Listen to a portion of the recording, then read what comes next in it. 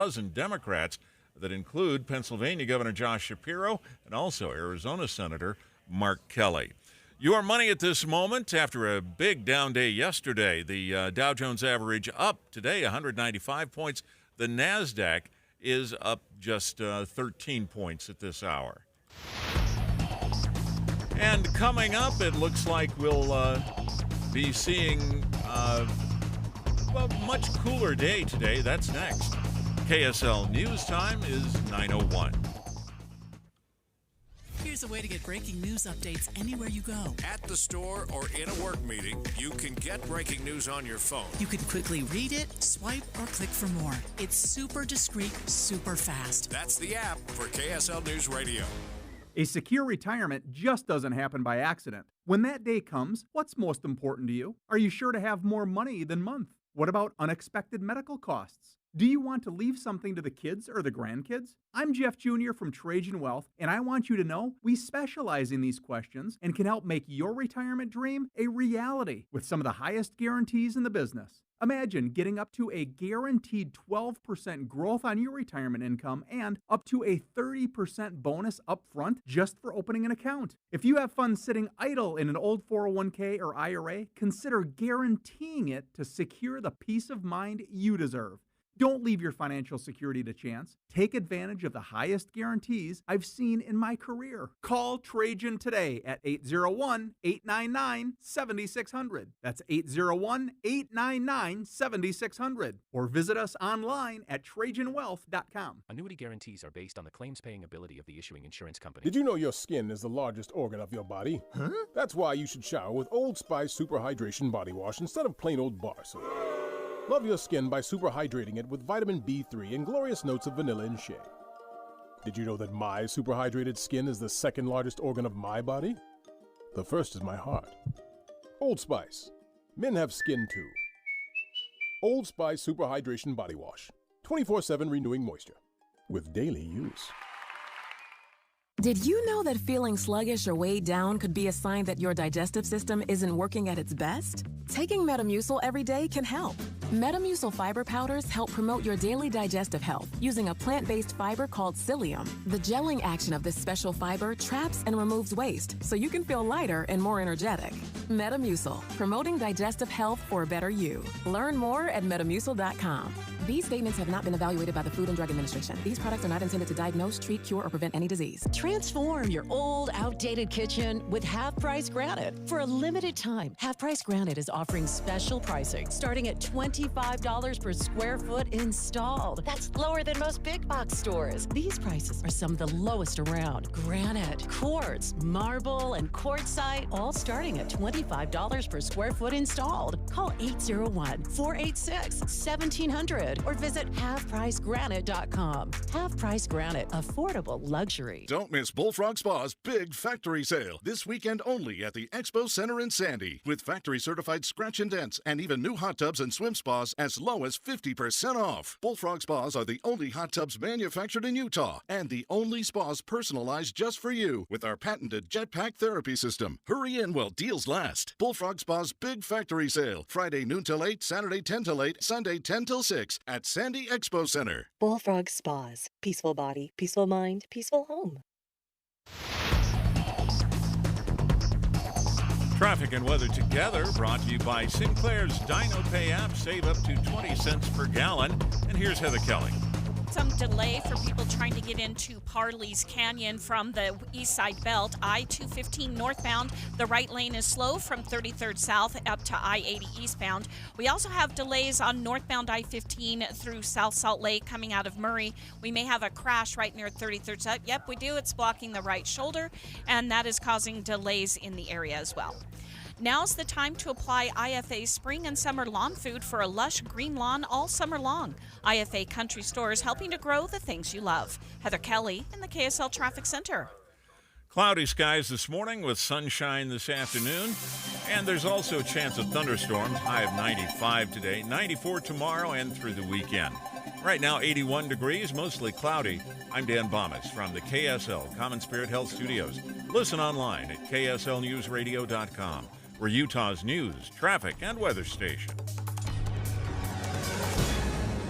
Dave Dave and Dujanovic, your morning companions for talk, analysis, and key perspectives on Utah's biggest stories on KSL News Radio. We're just watching the feed here from CNN, and they're reporting that the endorsement of Vice President Kamala Harris is in short order from former President Obama. The Obamas are getting on board. Right out of the gate, President Biden had endorsed Kamala Harris as his successor. The Clintons jumped on board, but the Obamas kind of held off before, wanted to see what would happen maybe. Maybe they're going to be a late addition. They were going to throw their support behind someone else. Nope.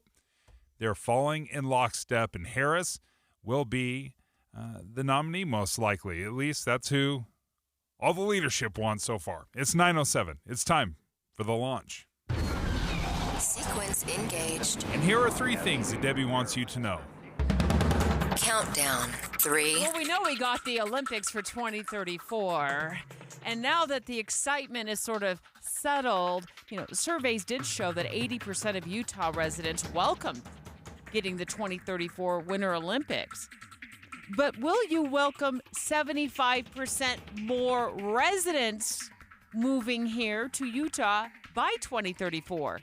There's brand new research out that paints a picture of how much bigger Utah will be by 2034 compared to how we looked during 2002, Dave. And if you thought housing was bad right now, wait till we add 75% more people to the state of Utah, and that will be a housing crisis. What are we going to do to change things up? Because if this is inevitable, major changes have to happen. Countdown. 2. Well, for months, we thought our Olympic bid was in the bag, and the IOC wasn't dating anybody else for 2034. We were the only ones on Tinder.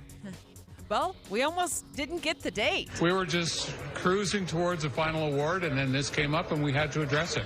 This they had to address was WADA, the World Anti-Doping Agency, as they demanded to have supreme authority over all things doping. Governor Spencer Cox, in the moments after the announcement came, tried to calm the concerns of WADA. We will work incredibly hard over the next 10 years to solve the concerns with WADA. Listen, WADA, if you want to be the supreme authority on doping, you've got to do a better job at doing your job. Wait until you hear the story of the 23 Chinese swimmers that got caught doping and how they wiggled their way out of any punishment whatsoever. Launch countdown. 1. Our top story is the story we haven't talked about yet on this show. This disturbing death of a 12-year-old Utah boy. His dad, his stepmom, his older brother charged in his death. Dave, I've been reading through police, information, what detectives have written on probable cause statements, and they say that they recovered messages that showed he was fed only bread with mustard, or this little boy was not fed at all. That they were using a piñata stick to beat him. When he did attend school, and he hasn't attended school for quite some time, a cafeteria worker noticed something was wrong with this little boy. She tried to help. And she's speaking out to KSL 5 Television's Garna Mejia. If the little kid is hungry, I'm going to buy his lunch ticket. I just believe he was so hungry that he was stealing other people's food. As devastating a story as I can remember, Debbie, this is such a heartbreaking story. I want to know where the failures came from and what could have been done to protect this child, because it was a child that for years had the most disturbing, little morsels, these nuggets that we had seen, and we didn't do enough to protect him. Dave and Dujanovic. The launch. Commence. Dave and Dujanovic. Special coverage of the top local story. 12-year-old Gavin Peterson. According to reports from authorities, Dave could not be revived by the time emergency responders got him to the hospital earlier this month. They say he was malnourished. They also say they found thumbnails of recordings of his bedroom. There were cameras in his bedroom. He was only wearing a heavily saturated diaper. No bedding, no blankets, sores on his back, lying on the floor.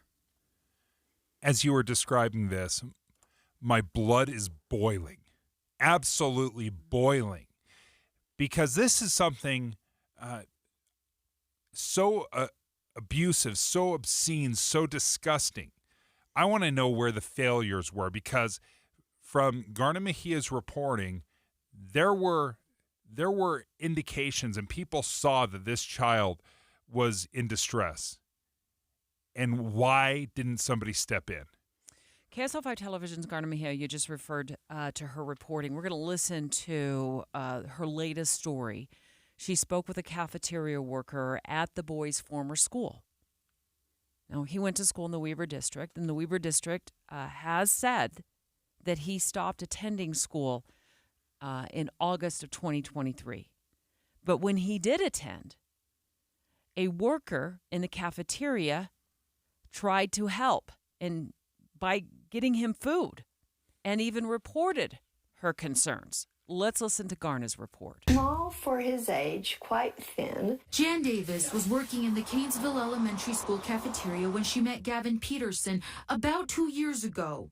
Though the boy often missed school, she noticed his concerning behavior. You would see him digging through the garbage.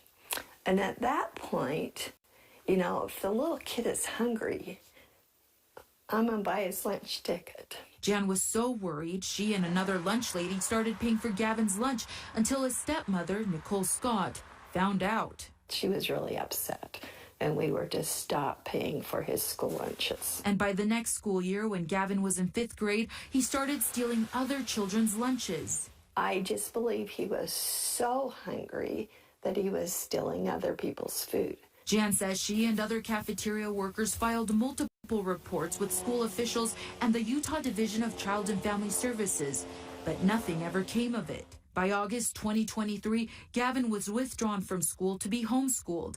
The next time Jan heard of Gavin was on the news as word of his death got out. I was heartbroken. Inside Gavin's home, deputies found the horrific conditions in which he was allegedly kept and starved before he died. His father, Shane Peterson, stepmom Nicole, and brother Tyler Peterson have been arrested. But Jan is also questioning DCFS's response and whether enough was done by school officials to help Gavin. The system is broken. This sounds like abuse that is teetering on torture. The Division of Child and Family Services knew about this. Where were they in this? He stopped attending school, according to the Weaver District, last fall, so August 2023.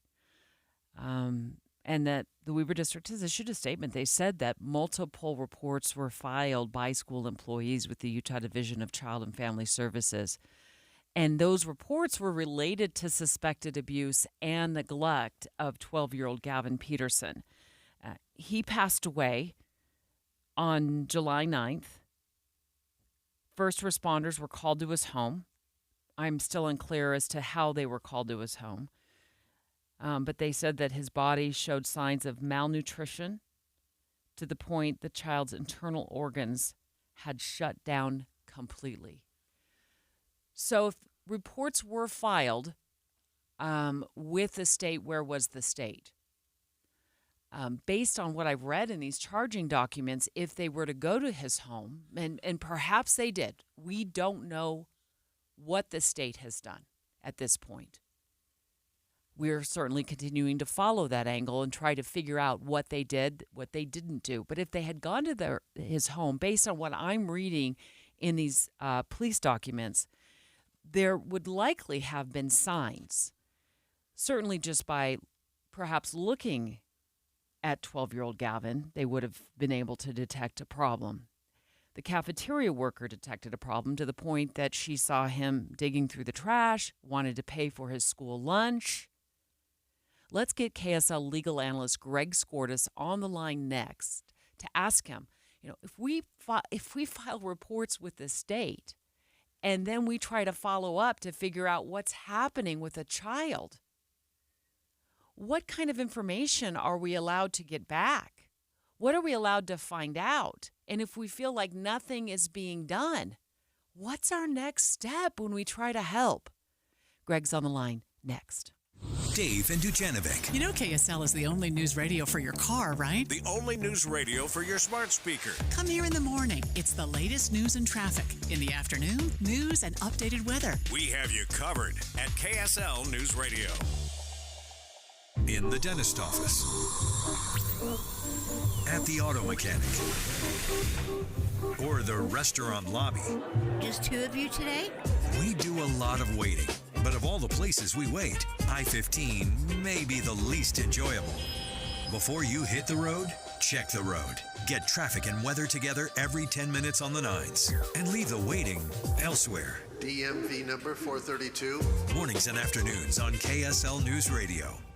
People have asked me why I chose soda weight loss instead of one of those shots or injections. Honestly, one of the reasons was because first, I knew soda got results. I just looked at my friends who'd already done it. And second, I knew those results stuck. With the shots, most people eventually gain back the weight they lost and then some, because it doesn't change the habits that led to their weight gain in the first place. Soda weight loss specializes in releasing the toxic deep down fat mass in the belly without drugs, pills, or shots. I let go of 70 pounds in just 5 months. They've helped me change my relationship with food and develop simple life habits that'll make my long-term success a sure thing. Basically, soda gets results and they last. See for yourself at sodaweightloss.com. Check out the thousands of before and after pictures of people just like you and me. While you're there, click the Request a Nutritionist callback. Within minutes, you'll be talking to someone who truly wants to help you get in the best shape of your life for the rest of your life. Go to sodaweightloss.com. That's SOTA weightloss.com. And remember, soda stands for, say it with me, State of the Art.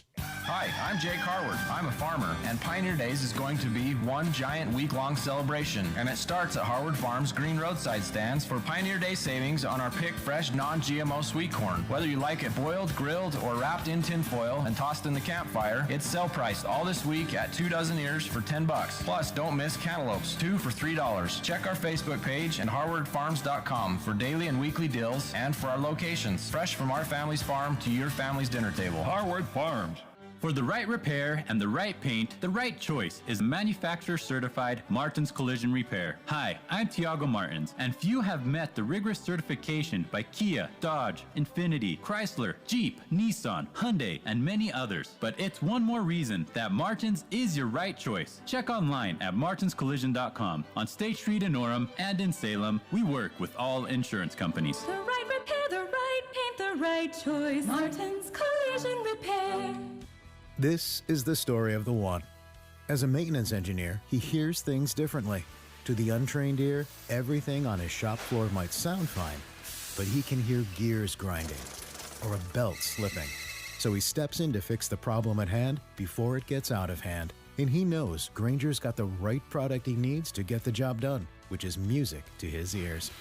Call, click Grainger.com, or just stop by. Grainger, for the ones who get it done.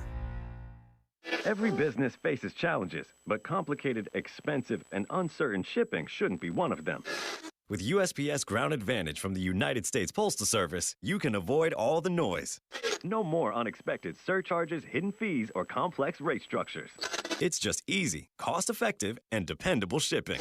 Tune your business's frequency to success and turn shipping to your advantage. Learn how at USPS.com/advantage. USPS Ground Advantage. Simple, affordable, reliable. This is Derek Overstreet of the New Millennium Group and host of Stop Working and Start Living Radio. If you're close to or in retirement and you don't have a tax plan, call us right now, 888-999-6370. That's 888-999-6370. Listen, our country's been spending like never before, and the tax bill is coming soon.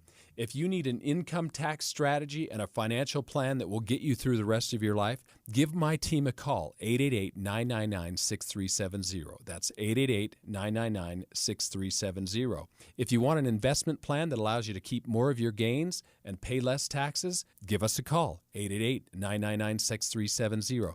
My team specializes in the type of plan that will get you retired 3 to 5 years sooner than you thought possible. So, get a no-cost tax analysis by calling 888-999-6370. That's 888-999-6370. My team is standing by now. Gillette Heating and Air Conditioning is offering spring air conditioner tune-ups for only $59. Call 385-GET-COOL to schedule today. A Carrier Factory authorized dealer.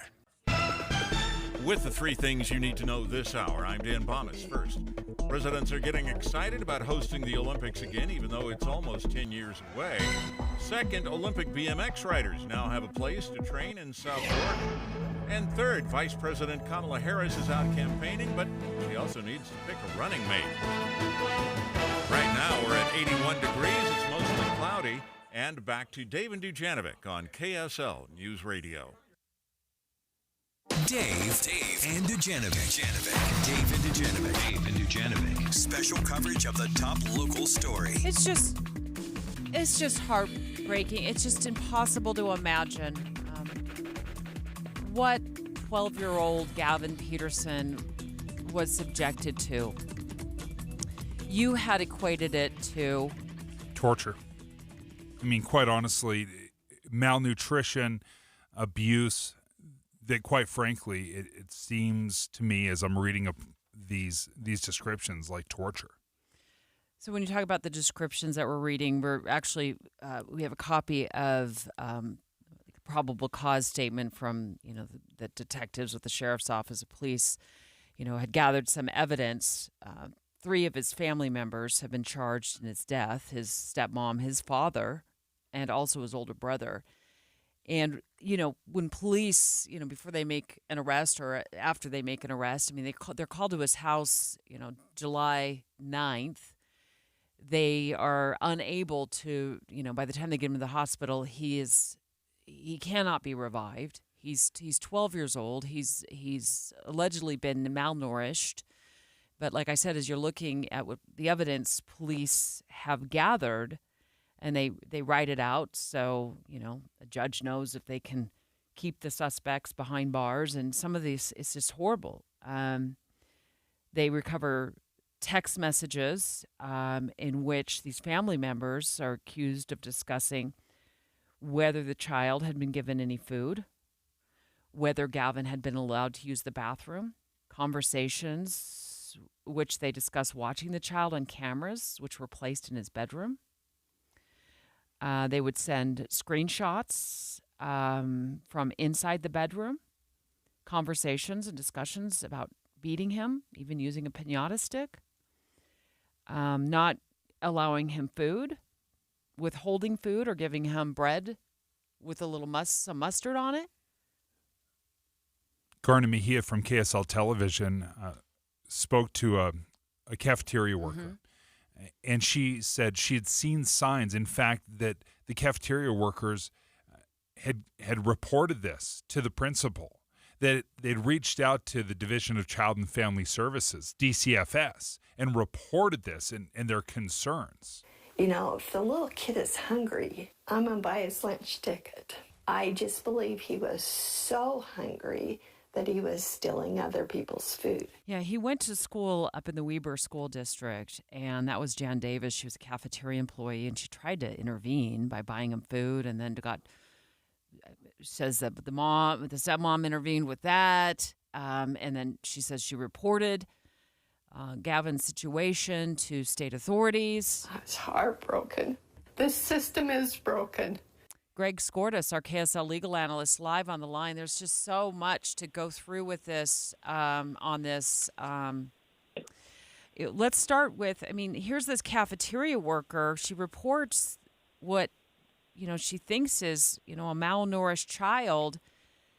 And then, and he hasn't been in school since August of 2023, according to the school district, Greg. So now we have months and months and months that have gone by since she's probably filed these reports. We don't know for sure what's going on inside the Division of Child and Family Services, but now this little boy is dead.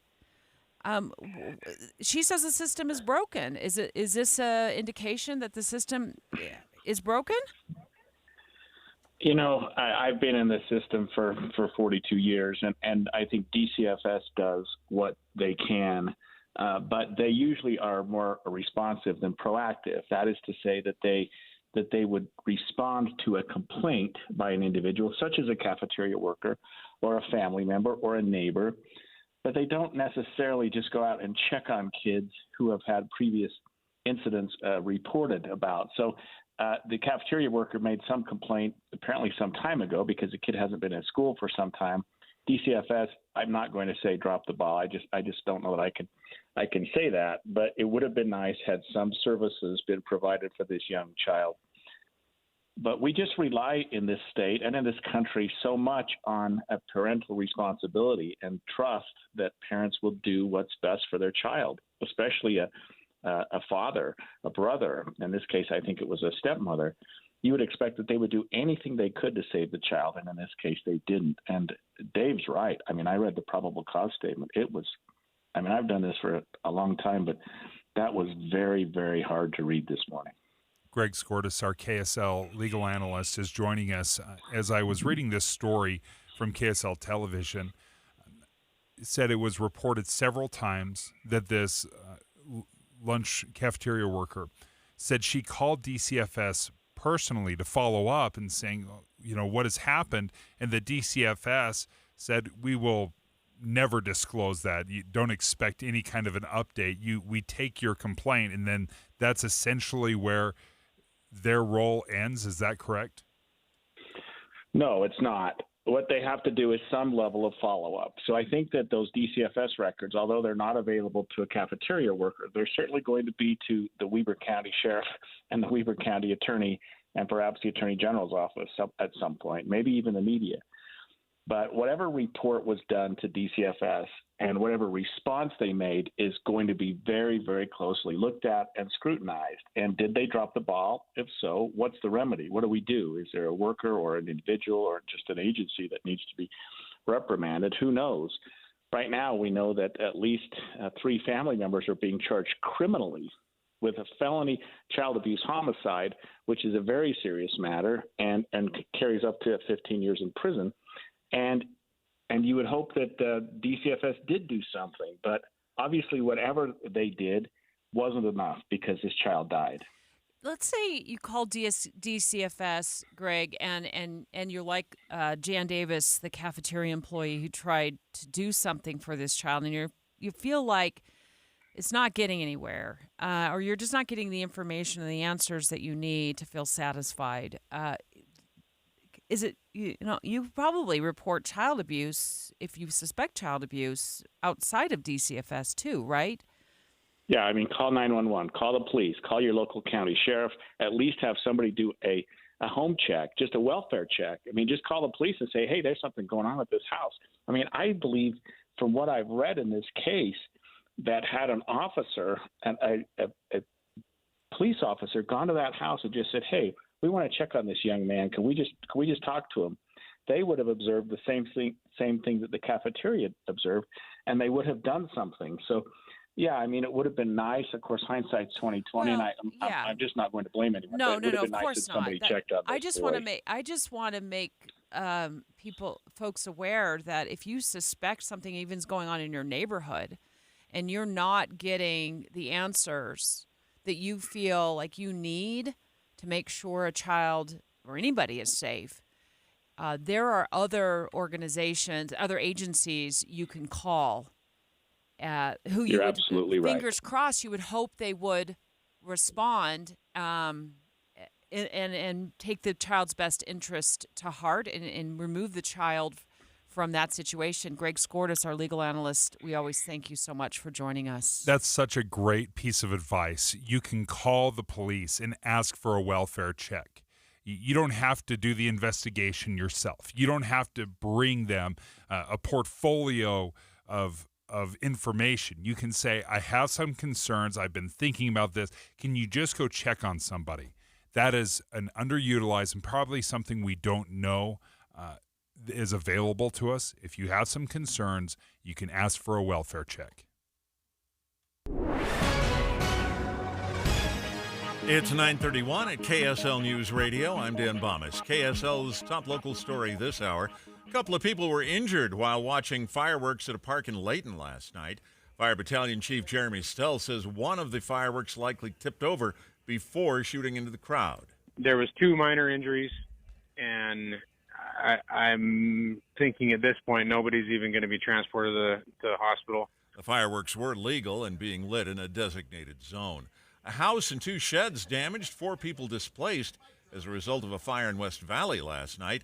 West Valley Fire Department Battalion Chief Brandon Howard says there were about 20 to 30-foot flames that they attacked from several angles. Unified Fire Authority helped us, Murray helped us, West Jordan helped us. Kind of all came together, and we overall it was a successful, quickly extinguished fire. The cause of that fire currently under investigation. Our top national story this hour from ABC News.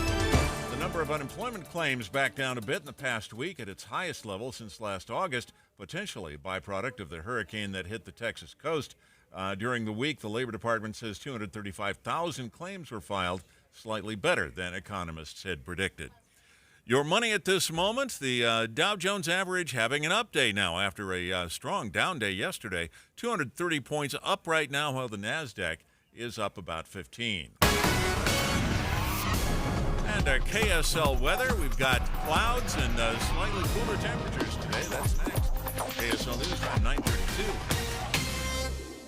News doesn't just mean information or dates. It's the story of our local history being told in real time. Be a part of the story. This is Tim Hughes and Amanda Dixon. We hope to be a part of your story. We have you covered on KSL News Radio. If you've got some weight that you want to lose, it's stubborn, you can't get rid of it. I think I learned the secret to losing up to a pound of fat every day, and it was with Salt Lake City Fat Loss. Many clients will lose 20 to 30 pounds in a month or two. I lost 25 pounds in 3 weeks. I lost 57 pounds in 2 months. Now, results vary for every person, but let me tell you, for me, I feel fantastic. It worked so incredibly well.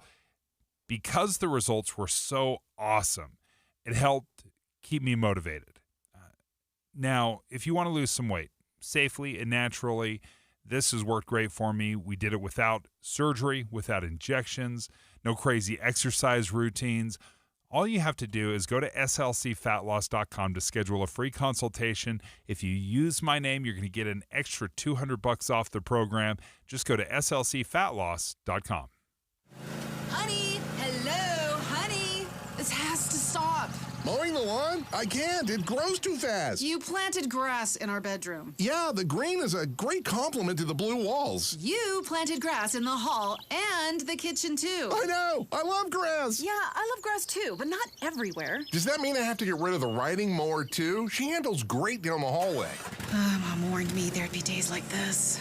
Grass doesn't belong everywhere. So now Utah Water Savers offers an incentive plan to replace your grass with water-efficient landscaping. Earn as much as $3 for every square foot of lawn replaced. Register at utahwatersavers.com and learn what incentives are available in your area. And if you thought money didn't grow on trees, guess again. Add trees to your project from a pre-approved list and you'll enjoy a tree bait. Reducing water use is one of the most impactful long-term changes you can make. So start at utahwatersavers.com. utahwatersavers.com.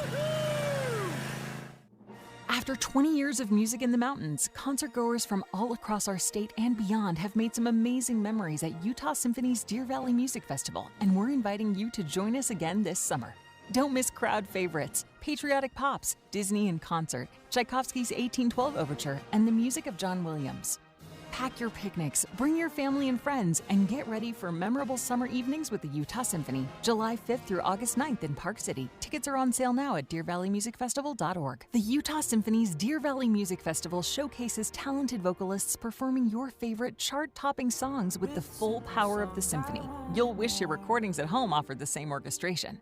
Don't miss the music of Whitney Houston, the trailblazing music of Joni Mitchell, Carole King, and Carly Simon, Hamilton's Leslie Odom Jr., and Cody Fry, all with the Utah Symphony.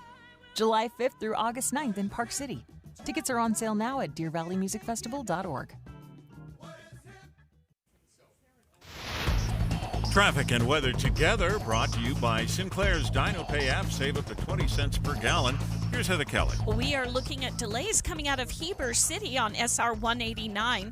That is heading almost up to River Road, so that's going to be the biggest delays. That's on the Wasatch back. We don't have too many problems along the Wasatch front this morning. We did have some earlier rain showers go through, so some of the roads may still be a little bit damp, but no accidents reported on city streets or major freeways.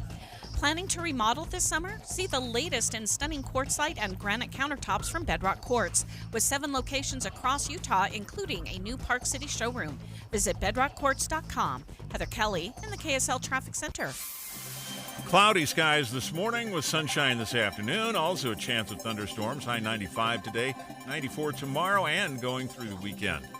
And right now, 81 degrees. It's mostly cloudy. I'm Dan Bomas from the KSL Common Spirit Health Studios. Listen online at kslnewsradio.com. We're Utah's news, traffic, and weather station. Dave and Dujanovic, your morning companions for talk, analysis, and key perspectives on Utah's biggest stories. On KSL News Radio, Salt Lake City 2034. Special coverage with Dave and Dujanovic. What will we look like in 2034? Surveys show that 80% of Utah residents welcome getting the 2034 Winter Olympic Games. But will you also welcome 75% more residents moving here compared to how many residents lived here in 2002 when we hosted the Games? It will be a totally different experience. It will be a very, very different experience because we're a different state. Of course, it will be different. It'll be over 30 years later. But I guess I didn't realize how much different and how much we've grown because we remember 2002. We remember wearing those funny-looking berets.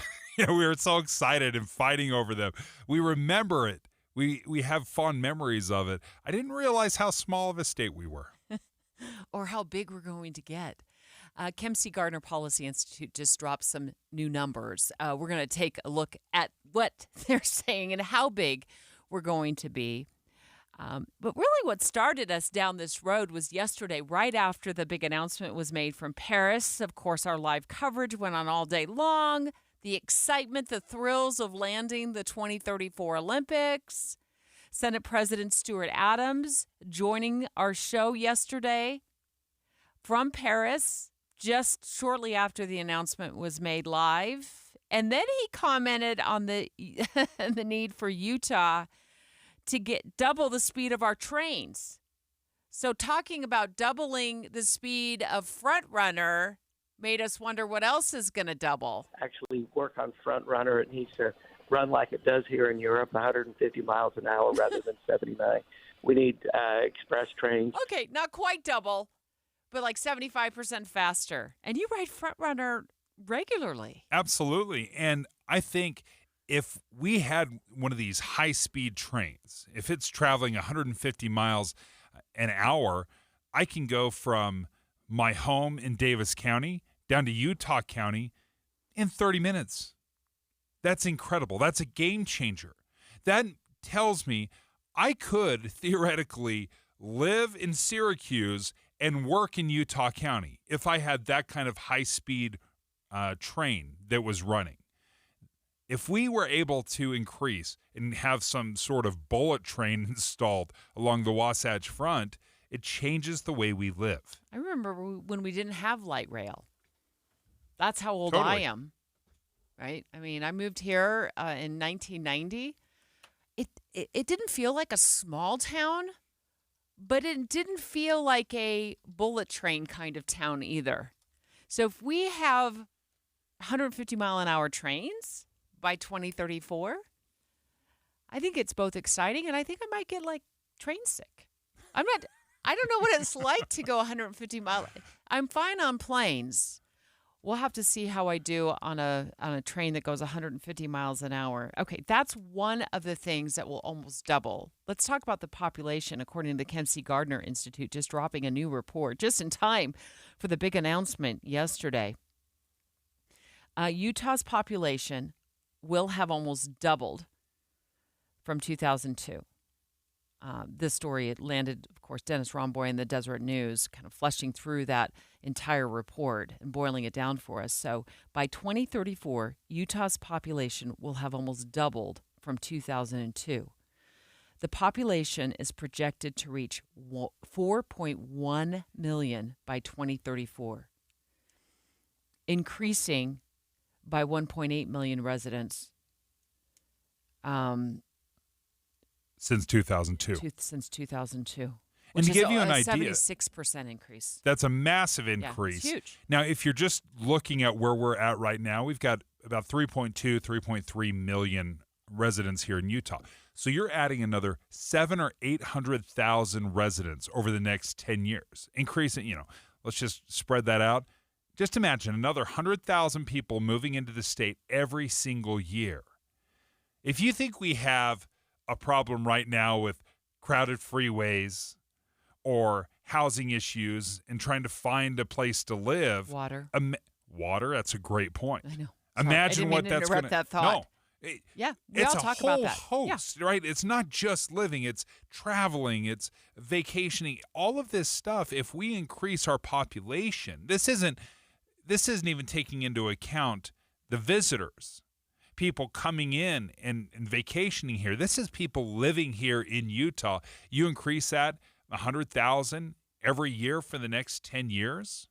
That's a massive change, and we have to make sure that we're addressing it now, because if you wait 5 years and we're not building homes and 300,000-400,000 people move in over the next 5 years, housing prices are bad now. They will be catastrophic in 5 years if we don't make massive changes. And I'm not here to say it's just the Olympics that's driving all of this growth. No. It's Instagram.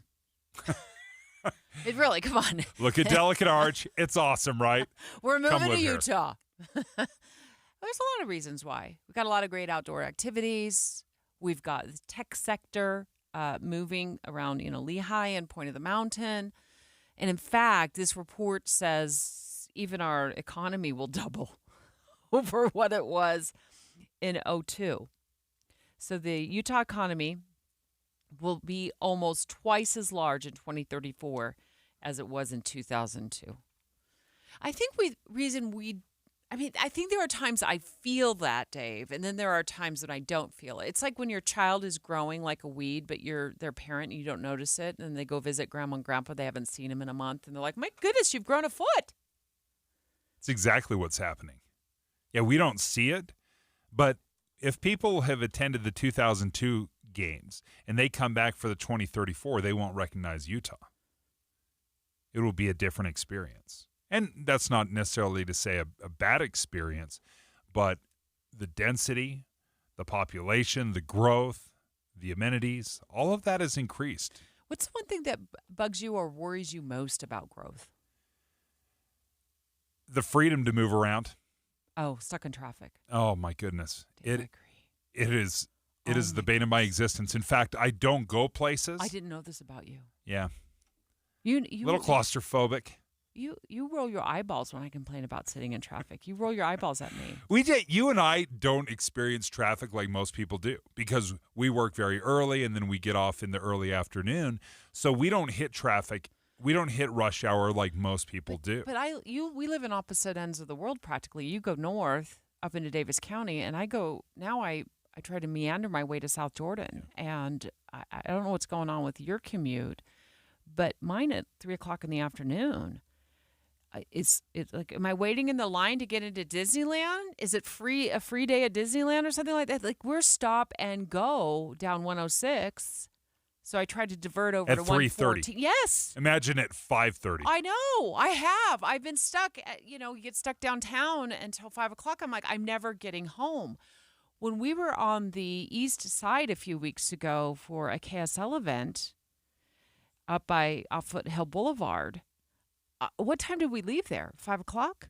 Mm-hmm. I got home at 7:00. Oh, my goodness. It was a 2-hour. So for both of us, it sounds like getting stuck in traffic is our biggest fear about growth by 2034. What's your biggest fear? Is it traffic? Is it water? You worried the house that you're trying to buy is going to be, a $2 million home? 801-575-TALK. 801-575-TALK. Come on, we want to hear your biggest fear. Next. Dave and Dujanovic. Dave and Debbie go out of their way to make sure you hear all sides of a story. They're working the phones to get several viewpoints on for you. Hi, it's Tim and Amanda. We get you the full story, too. We have you covered on KSL News Radio. Hi, Doug right here with one more little experiment you can do at home. In a pan of water, all you have to do is stir in limestone, calcium, magnesium particles, and then heat that whole mess up on the stove. And you know what, on second thought, not such a good idea, because limestone, calcium, and magnesium particles heated in water will clump and stick to your pan like concrete, which incidentally is exactly what's going on inside your water heater. Think about it, limestone, calcium, magnesium, that's what makes hard water hard. And trust me on this, if you live in northern Utah, your home has hard water. So call Connecticut of Utah. I'll give you the number in a moment. They'll test your water's hardness for free, and they'll show you the patented design features that make Connecticut water softeners work better than any other. Connecticut of Utah, an authorized Connecticut dealer. To learn more, call Connecticut. It's 801-576-8600 or log on to softwaterutah.com. And call now while it's on your mind. Don't be worried, be ready. KSL News Radio has partnered with Be Ready Utah to provide the plans your family needs for an emergency, the tools and supplies to keep on hand, and the knowledge on how to keep a cool head. It's Be Ready Utah. Listen to our show, Dave and Dujanovic, for Be Ready tips and tools. Or you can always find the latest preparation info at BeReadyUtah.gov. Be Ready Utah with KSL News Radio. Summer is the season of sun, fun, and freedom. Oh, yeah. And there's no better way to take advantage of every minute and every mile than with a low-rate auto loan from America First Credit Union. Plus, for a limited time, when you finance your new vehicle with America First, you can let your wallet enjoy some time off, too, with no payments for 90 days. So make your summer move. Head to AmericaFirst.com to apply for pre-approval of your low-rate auto loan today. Eligibility, terms, conditions, and creditworthiness apply. Subject to change. Federally insured by NCUA. Equal Opportunity Lender. Seriously, this is what my money is doing. Playing games? Right now, Nicole's money is remodeling her kitchen. I don't know how to do that. Nicole said it's easy. She just called America First Credit Union and got a fantastic rate on a home equity loan. No! I'm calling America First. Get your money working. Visit AmericaFirst.com and get a 0.25% discount on our low-rate home equity loans. Subject to eligibility, terms, conditions, and property criteria. Federally insured by NCUA. Equal Housing Opportunity Lender. Need a ride? Call Utah Transit Authority's referral line. This dedicated phone number is a resource created specifically for individuals with disabilities, aging adults over the age of 60, and veterans who need temporary assistance finding specialized transportation solutions. Simply give us a call at 801-287-2870. Leave your name and phone number, and a UTA representative will get back to you soon. If you're facing ongoing day-to-day transportation challenges, the UTA referral line is here to help. From medical appointments to the grocery store, we're here to get you where you need to go. Please call 801-287-2870.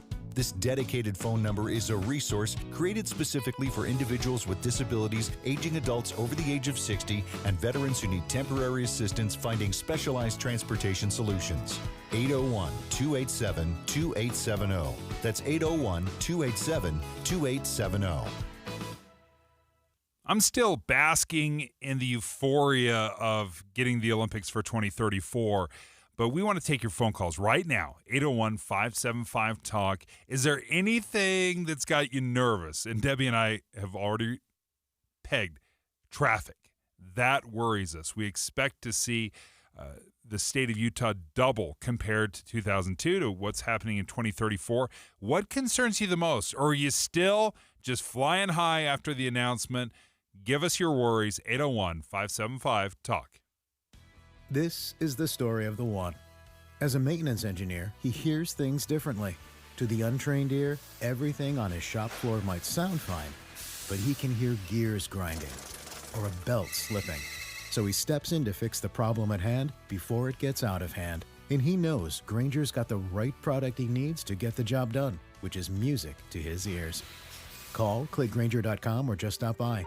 Grainger, for the ones who get it done. The best things in life, they come in twos. 2 scoops of ice cream, 2 tacos. And now for a limited time, get our best deal of the year. Buy any phone when you switch to Consumer Cellular and get 2 months of service free. That's right, the same fast, reliable nationwide coverage as Big Wireless, now with 2 months free. Proof the best things in life really do come in twos. Visit consumercellular.com or call 1-888-FREEDOM. Second and third month of monthly base service fee waived for new customers with the purchase of a phone and activation by July 31st, 2024. Taxes, fees, and third-party charges will apply. See website for additional details. Common Spirit Health. Hospitals, clinics, and caregivers all connected to advance healthcare in Colorado, Kansas, and Utah. Healthcare with human kindness is here. Hello, human kindness. The Good Feet Store. The life you love starts here. With the 3 things you need to know this hour, I'm Dan Bomas. First, an accident at a fireworks show in Layton injured a couple of people. Second, a home and 2 sheds destroyed by a fire in West Valley. And third, a hurricane in Texas has affected the total unemployment numbers across the country. Right now, 79 degrees and mostly cloudy. Back to Dave and Dujanovic on KSL News Radio. Dave and Dujanovic. Salt Lake City 2034. Special coverage with Dave and Dujanovic. When you hear something like this from the Kim C. Gardner Policy Institute, which researches, data, that by 2034, when we are hosting our second Olympic Games in Utah, the population will have grown by more than 75% in 2034 compared to 2002. What then becomes your biggest fear? And you and I were discussing this. It's traffic for me. It's traffic. It's the only thing I care about right now because I am so impatient. I've been so spoiled for so long. That's my biggest concern. And the fact that we don't have any big plans right now to expand I-15 or change that in any way, that we're focusing everything on commuter rail, light rail, that's what's got me the most nervous. You're going to be sitting in traffic. Yeah, if I'm sitting in traffic, there's nothing that bores me and infuriates me more than big, long traffic delays. By 2034, there'll be more than 4 million people living in Utah. Yeah. Welcome to the big time. Welcome to the big time. I mean, it pales in comparison to the number of residents who live in other states, but we have some unique challenges here. For example, along the Wasatch Front, we've got mountain ranges. Yeah. We can't just a big, ginormous lake. We've got a lake in our way. 801-575-TALK. Hi, Bruce. What's your biggest fear come 2034? There you go. Hi, Bruce. They got tracks go down to Draper. Can that go down to Utah County? Oh, you want tracks to go further? American Fork, whatever. You want more tracks?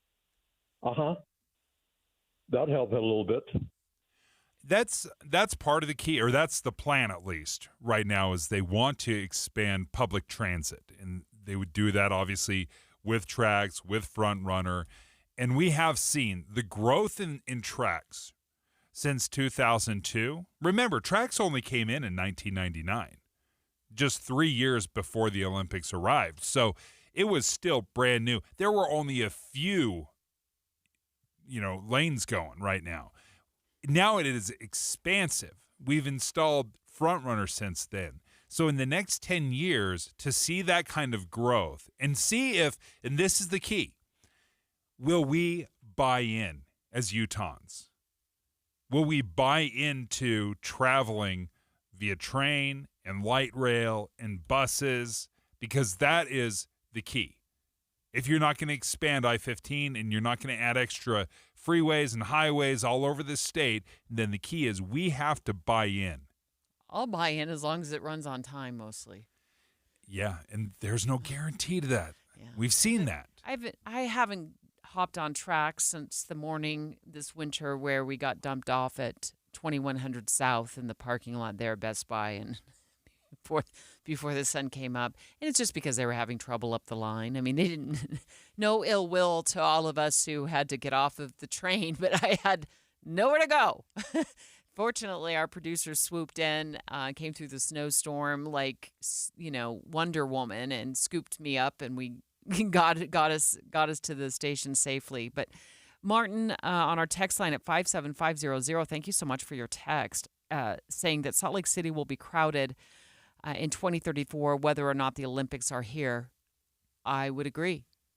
This isn't, by no means is this the fault of the Olympics, but we certainly do, I think, attribute some of our growth to the 2002 games and put us on a world stage like never before.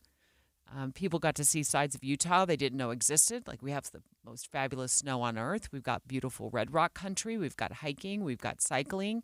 We've got lakes. And then they picked up their family and they moved here. And then receiving the 2034 games just reinforces what we've already experienced. It just tells people, hey, no, that wasn't just a one lucky shot that we made. This is what we are, and we're amazing. Utah will basically show incredible population growth by 2034 compared to 2002.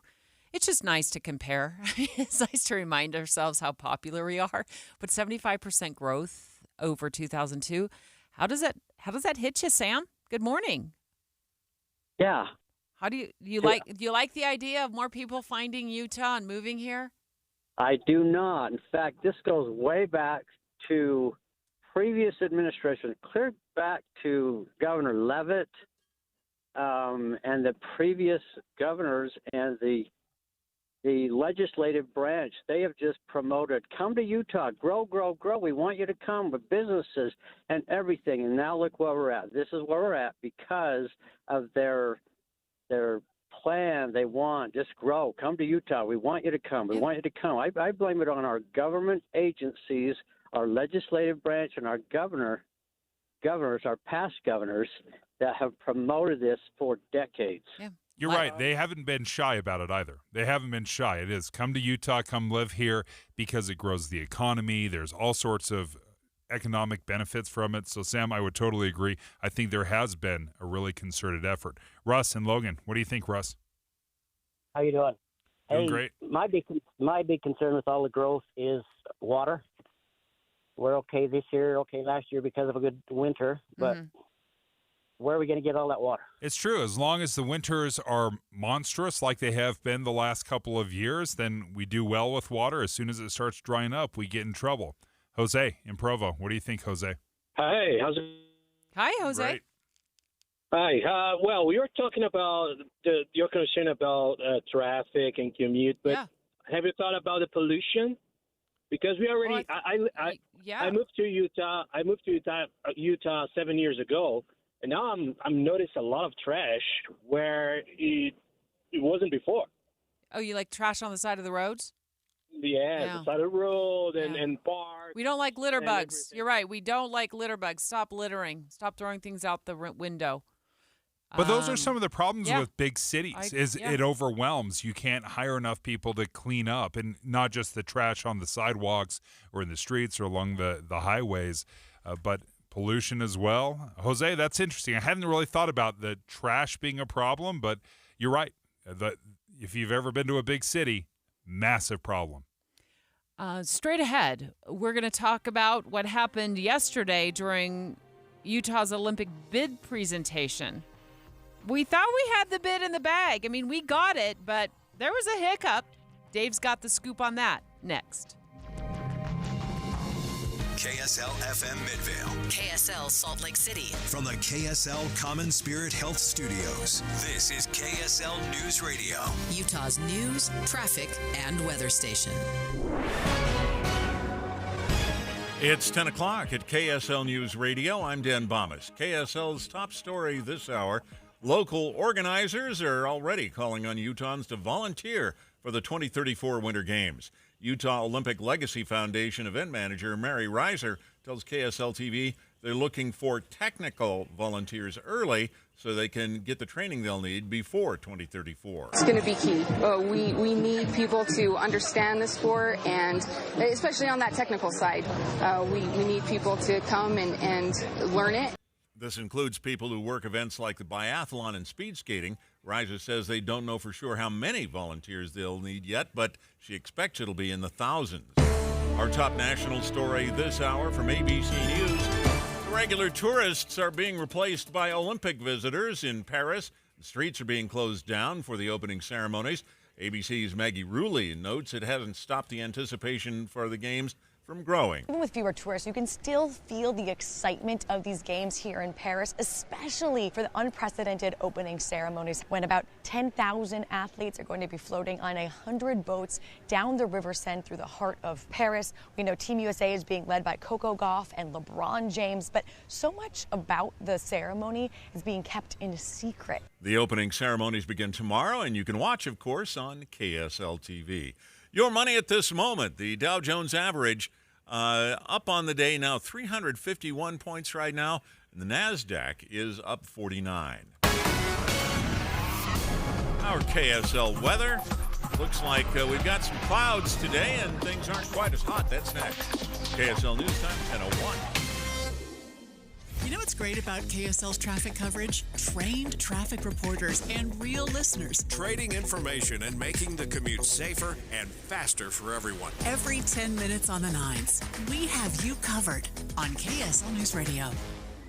Hey, Utah! When it comes to guiding the growth of our state, you buzzed in with your comments, and we listened to what you had to say. Your feedback on the future of Utah's housing, water, transportation, and open space will continue to help our leaders make important policy decisions, preserving and improving our high quality of life in meaningful ways for years to come. So, thanks for speaking up. Learn more about our state's future at guidingourgrowth.utah.gov. We all know what UV rays can do to our skin, but they can also do damage to your car. Keep that from happening with 303 Protectant. 303 Protectant keeps the sun's harmful rays from causing fading and cracking in rubber, plastic, or vinyl surfaces. From the dashboard to the tires, 303 Protectant keeps your car looking new longer. Get 303 Protectant today at AutoZone. Visit 303radio.com for more information.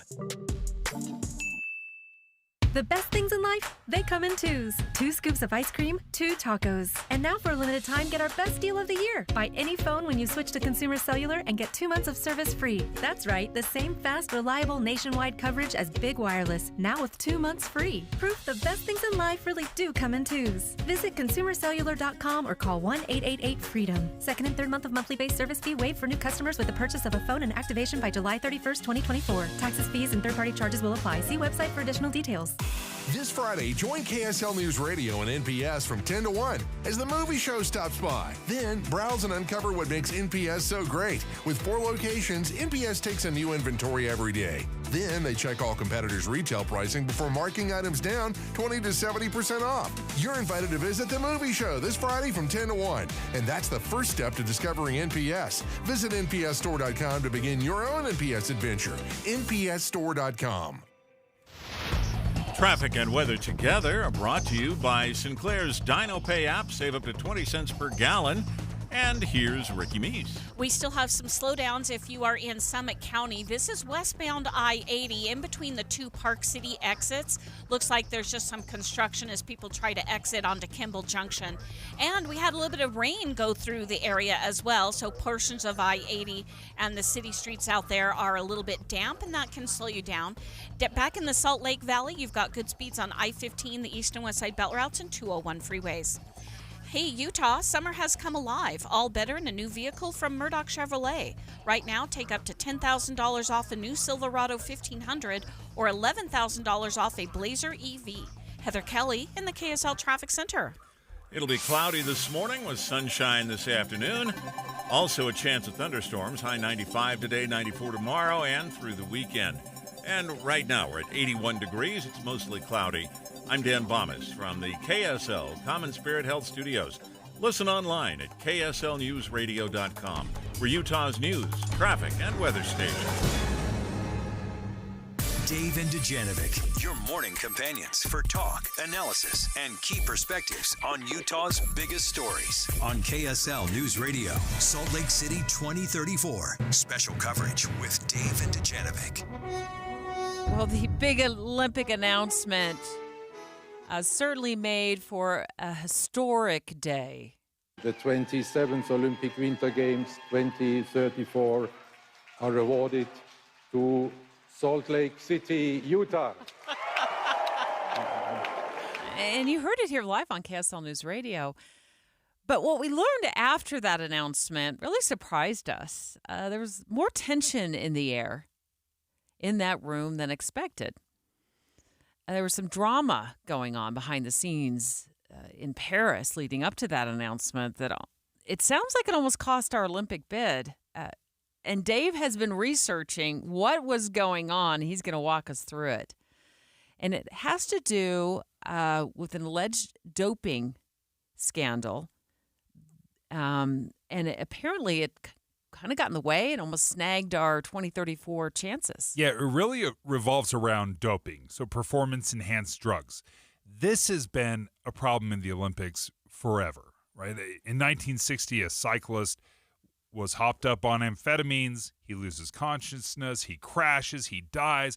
Back in the 70s, you'll remember the East Germans were pumping their athletes full of steroids. They win 10 of 12 gold medals in swimming. So the Olympics have been trying to crack down on doping for a long time. I didn't know anything about this. You don't remember the East Germans? You'll remember. Oh, no, yeah. I was 5. I don't remember that. I haven't gone back into the Olympic archives, but that's intriguing and Just scary.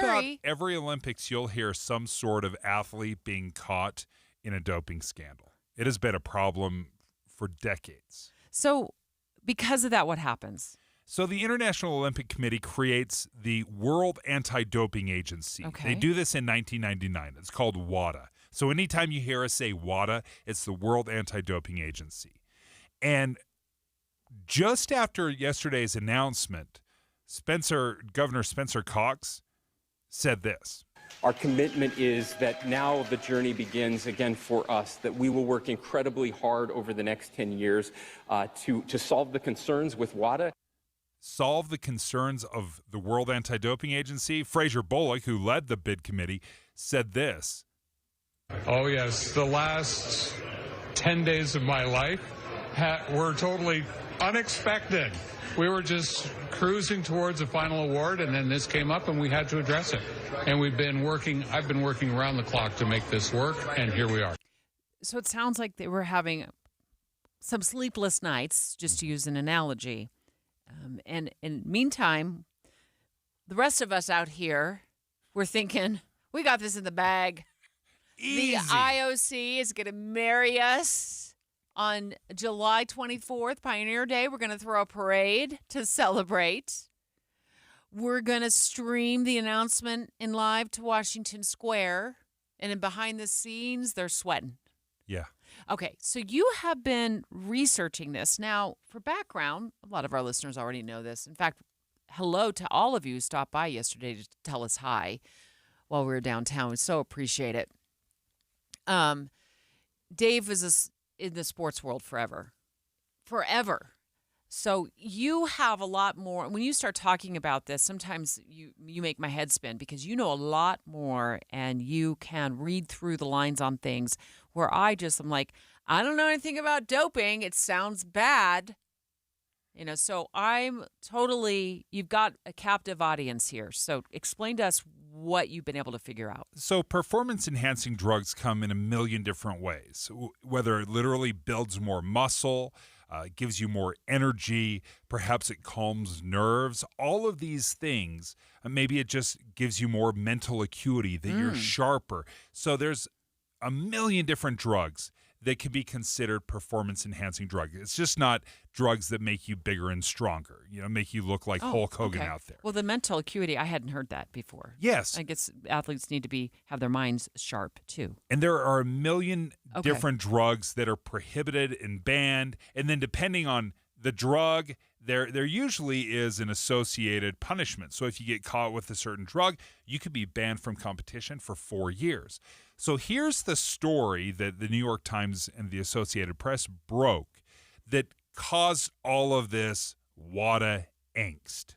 So there were 23 Chinese swimmers back in the 2001 Tokyo Games, 23 Chinese swimmers that tested positive for a drug. It's called TMZ.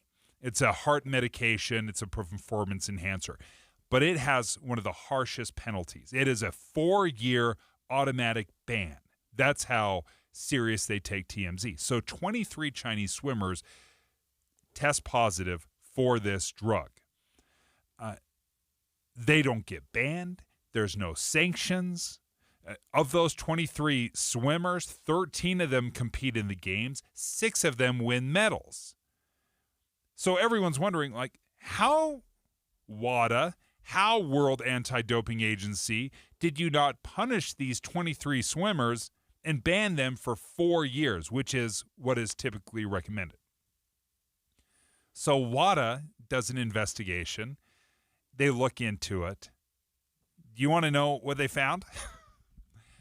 That the 23 swimmers had their food contaminated at a hotel. And they all ate the same food, and they all tested positive because of contamination from the kitchen staff. Now, the kitchen staff, they're looking into it. None of them actually use this drug. No one in the hotel uses this drug. Saying, the idea is, maybe it got contaminated in the food because the kitchen cook is taking this drug and somehow an entire bottle of this fell in their food. Can I ask for a point of clarification here? Was this hotel in the United States? No. Okay. So it's not happening on U.S. soil. No. Okay. I just had a question. Yeah. So this contamination comes from a known performance-enhancing drug. They say that it somehow landed in their food in the kitchen and room service delivers it to them. It sounds super shady, right? It sounds very, very shady. But WADA, the World Anti-Doping Agency, buys their explanation. They're like, okay, that's believable, despite the fact nobody believes it. But WADA says, yeah, no, okay, we'll accept your explanation. These athletes go on, they win several medals at the Olympics. Well, the Biden administration in Congress, they want to challenge the World Anti-Doping Agency. They want to say, listen, you can't just rubber stamp stuff. We're not trusting you. So they start conducting an investigation on their own. And then one of WADA's leaders comes into the United States, and he immediately gets hit with a subpoena. And he's called before Congress, and he has to testify before Congress. Well, WADA is saying it totally inappropriate, folks. You can't just, as soon as we're traveling around your country and we land on American soil, you can't hit people with subpoenas. We are the World Anti-Doping Agency. Mm-hmm. We will take care of things. If you don't like our rulings, tough luck. So it was this subpoena, it was the U.S. and the Department of Justice looking into these allegations where WADA says, you're crossing a line, you're not involved in this, we will take care of it ourselves.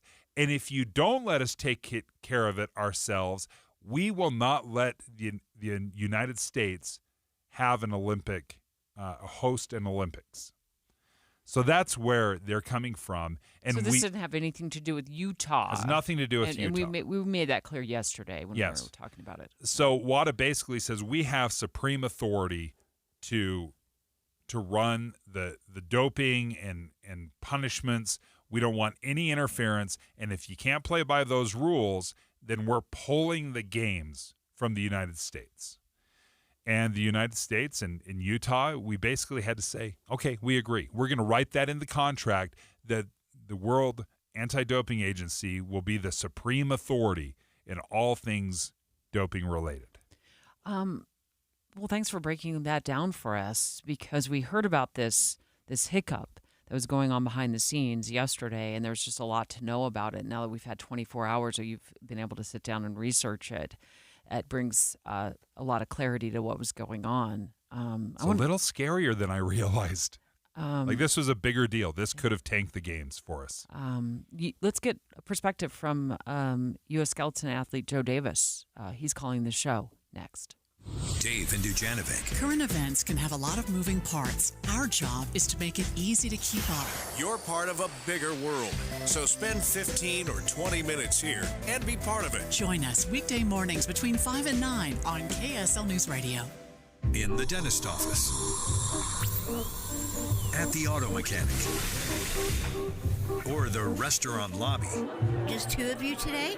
We do a lot of waiting, but of all the places we wait, I-15 may be the least enjoyable. Before you hit the road, check the road. Get traffic and weather together every 10 minutes on the 9s, and leave the waiting elsewhere. DMV number 432. Mornings and afternoons on KSL News Radio. Hey, summer's here. Better replace your old air conditioner with up to $4,450 in incentives from First Choice Heating and Air on a new day and night system help. Don't put it off. Have First Choice Heating and Air install a new day and night heat pump, AC, and furnace, and get rebates and tax credits totaling as much as $4,450. You'll be cool all summer and save on your energy bills. Hi, this is Rob Freeman. Click online to firstchoicecool.com. We have you covered. The difference is day and night at First Choice Heating and Air. Hi, I'm Jake Harward. I'm a farmer, and Pioneer Days is going to be one giant week-long celebration, and it starts at Harward Farms Green Roadside Stands for Pioneer Day savings on our picked fresh non-GMO sweet corn. Whether you like it boiled, grilled, or wrapped in tin foil and tossed in the campfire, it's sale priced all this week at 2 dozen ears for $10. Plus, don't miss cantaloupes, 2 for $3. Check our Facebook page and harwardfarms.com for daily and weekly deals and for our locations. Fresh from our family's farm to your family's dinner table. Harward Farms. High five! Up top! Heck yeah! Dave's company just got the first ever 5-year price lock guarantee from Comcast Business. Yeah, 5 years! It's 5 years of gig speed internet. High five for gig speed. 5 years of advanced security. Security win. And 5 years of a great rate that won't change. Our rate ain't changing. All from the company with 99.9% network reliability. There it is. He hasn't given this many high fives since Deborah brought in her famous banana bread. Woohoo! Now he's got savings. I'm so excited. Yep, Dave's feeling it.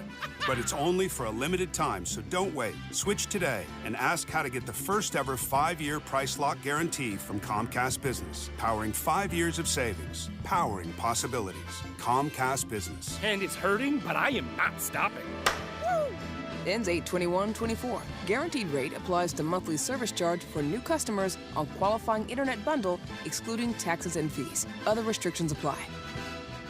That precious cool air inside your house shouldn't be seeping out through old drafty windows, but if it does, get stylish new windows and frames at factory direct pricing from Advanced Window Products. This is Jeff Kaplan. Advanced Window Products has been building windows here in Salt Lake City for 38 years. But even if you don't need windows, they can give your interior a fresh new look with blinds, shades, and shutters from Graber. They offer custom crafted window treatments featuring the trendiest designs, premium materials, and quality without compromise. Advanced Windows offers start-to-finish service with shorter lead times so you get your custom blinds, shades, and shutters sooner. Call them for a free in-home consultation with their designers. It's a no-pressure experience, and if you need new windows, $2,500 off on 10 windows or more. Or if you need window treatments, it's Advanced Window Products. 801-850-9100. That's 801-850-9100, or go to advancedwindowsusa.com.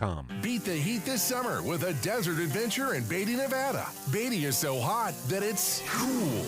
Discover the Old West and desert beauty, loaded with family value and adventure with anything from tours, hiking, biking, ATV trails, and great eateries, and the best stargazing in the West. Beatty is the most scenic entrance to Death Valley National Park and your entryway to true desert adventure. Explore the ghost town of Rhyolite or the world-famous Nut and Candy Company and Historic Museum. Beatty has hundreds of miles of trails for hikers, mountain bikers, and off-roading. And don't forget, Beatty Days, October 25th through the 27th. Beatty Days is an entire weekend of fun, complete with Old West shootouts, ICS chili cook-offs, 2K and 5K races, live music, bed races, desert art, a classic car show, a cornhole tournament, model railroads, vendors, food, and contests for everyone. Just 95 miles from Las Vegas. For info, visit BeattyNevada.org.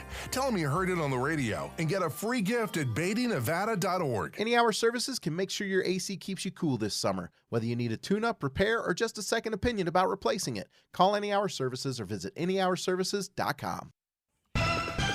With the 3 things you need to know this hour, I'm Dan Bomas. First, just like 2002, the 2034 Winter Olympics will need thousands of volunteers. Second, we're a day away from the opening ceremonies of this year's Summer Olympic Games in Paris. And third, a school cafeteria worker is telling her story, how she tried to help a boy who died from starvation and abuse. 81 degrees right now in Salt Lake City. And back to Dave and Dujanovic on KSL News Radio. Dave and Dujanovic, Salt Lake City 2034. Special coverage with Dave and Dujanovic. Dave just walked us through the hiccup nobody knew about until after we had been awarded the games yesterday morning by the International Olympic Committee. And that hiccup had to do with doping, but it didn't have anything to do with Utah. The World Anti-Doping Agency, we're just going to call it WADA, right? WADA wanted to be recognized as the supreme authority for all things doping for the Olympic Games. And they're so passionate about that, they made us write it into the contract of the 2034 Games that basically says, whatever WADA says about doping is law. Like, that is gospel. That is what we're living by. Because we had the audacity in this country to question how WADA goes about its business.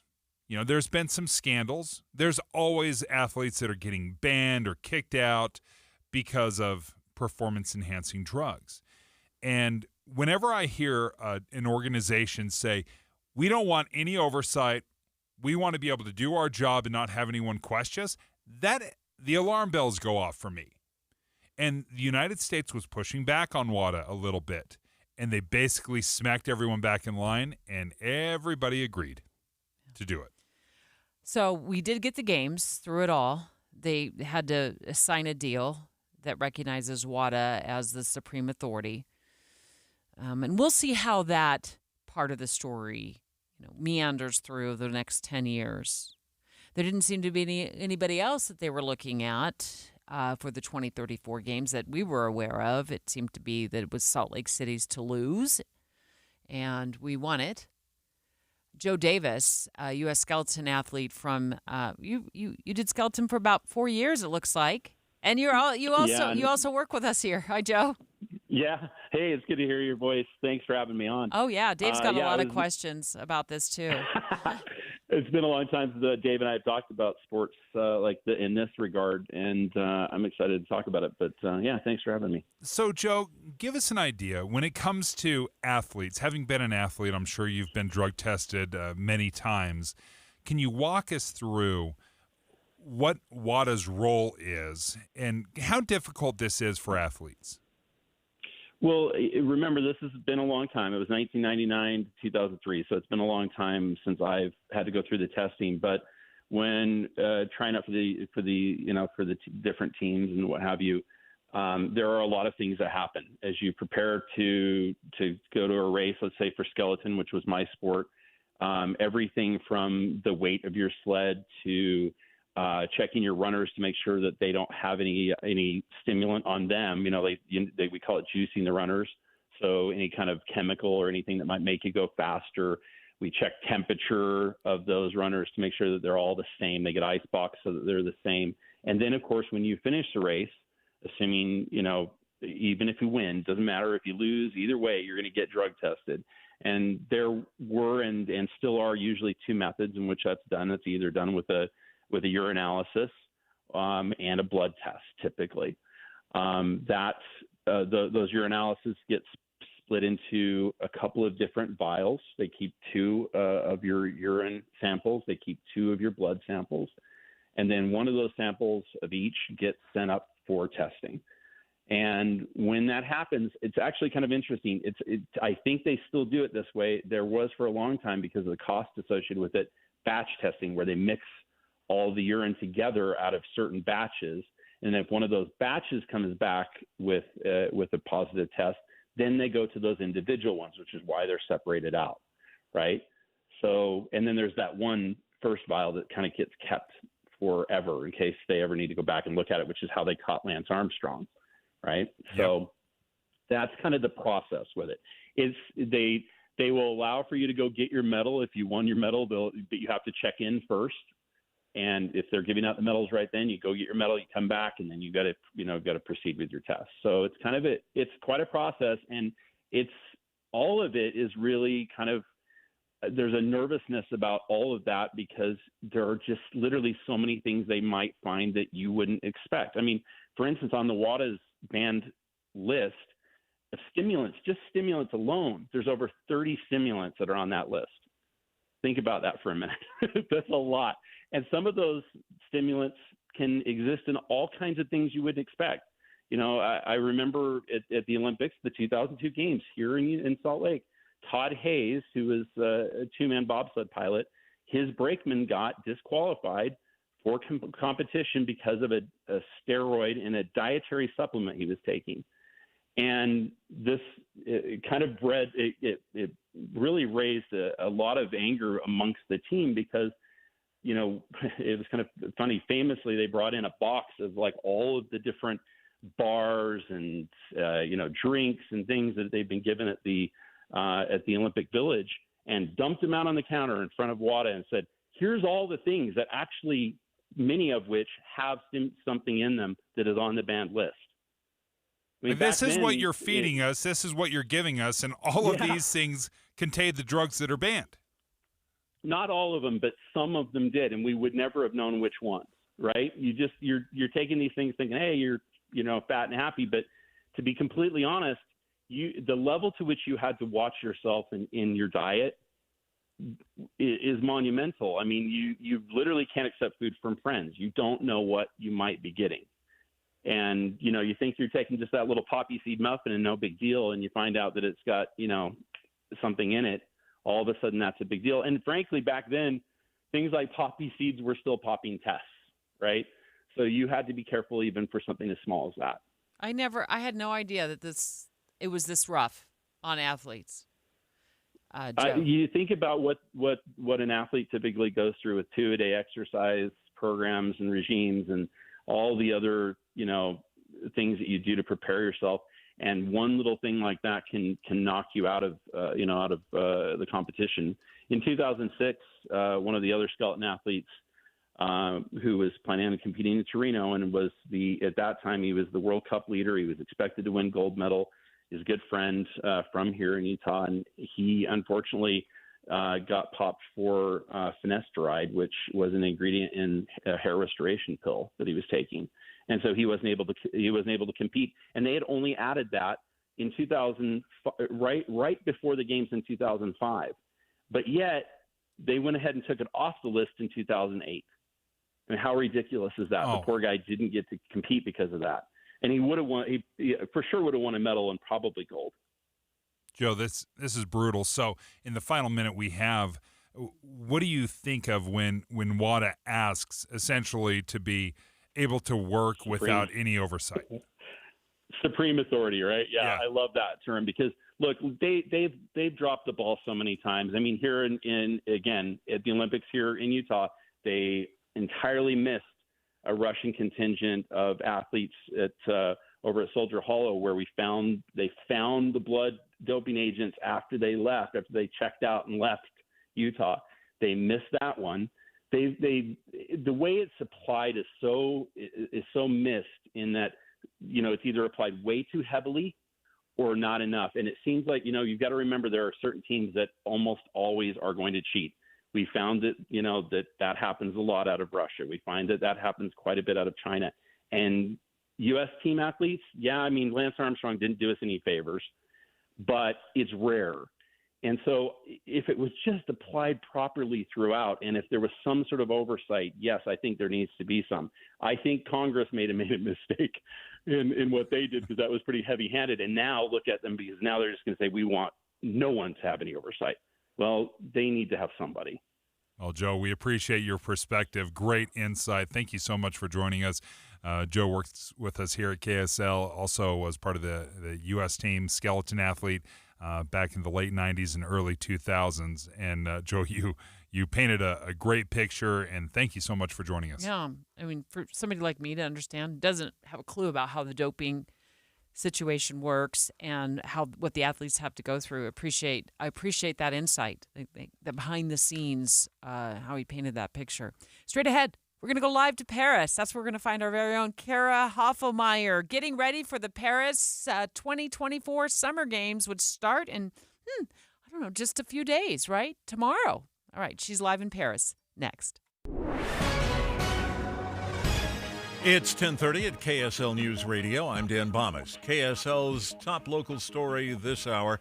We're hearing from a cafeteria worker who tried to help a 12-year-old boy who died earlier this month. Police say he was abused and starved for years. Jen Davis says Gavin Peterson would dig through the garbage to try and find food.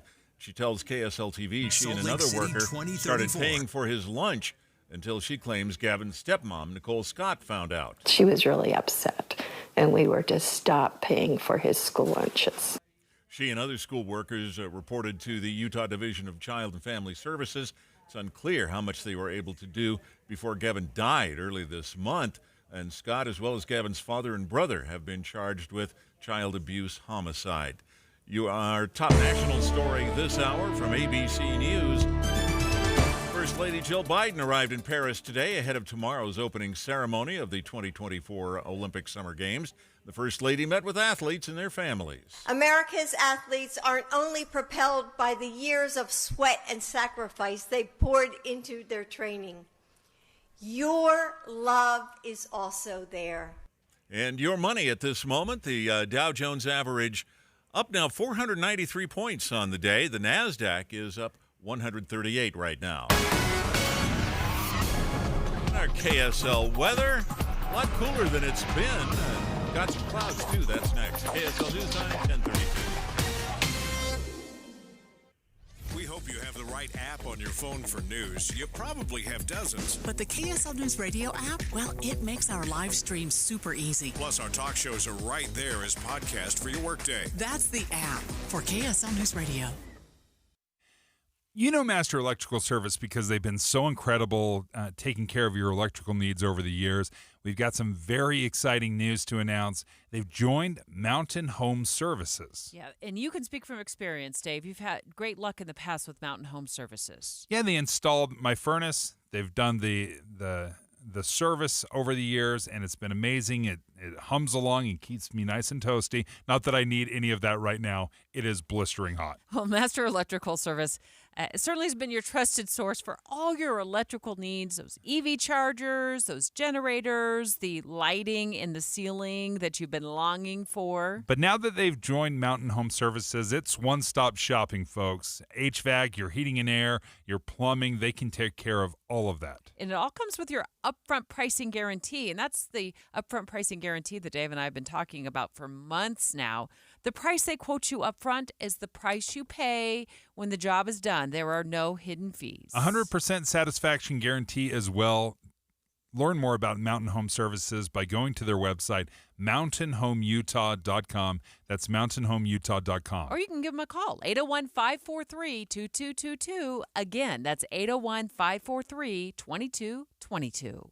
Summer is upon us, and do you know what your lawn wants? It wants Revive Organic Soil Treatment upon it. A Revive treatment with fertilization, aeration, and good watering is the key to building stronger roots for a healthy, lush green lawn all summer. Revive fertilizes and moves water and nutrients deeper into the soil. You'll see the difference. Revive is surefire defense against summer drought and skyrocketing water costs. Make the most of your watering with Revive Organic Soil Treatment. Apply Revive Organic Soil Treatment today. It works. Dan owed an unbelievable amount of money to the IRS. I got behind on my taxes. It's a horrible feeling. He was in denial. And when I got those letters from the IRS, you wanted to act like they didn't exist. Finally, Dan turned to Optima Tax Relief, the leading tax resolution firm. A-plus rated by the Better Business Bureau, they've resolved over $1 billion for their clients. Optima got me a settlement with the IRS. These people are really people-friendly. It was every bit of a new lease on life for me. The fast action and the great results made Dan's head spin. I felt like I was in a dream, but it's real, and I have paperwork to prove it. They got the job done, and life is good. For tax help you can trust, call Optima now for a free consultation. If you're worried about what's going to happen with the IRS, stop worrying. Make the call now. Call 800-343-6460. 800-343-6460. 800-343-6460. Optima Tax Relief.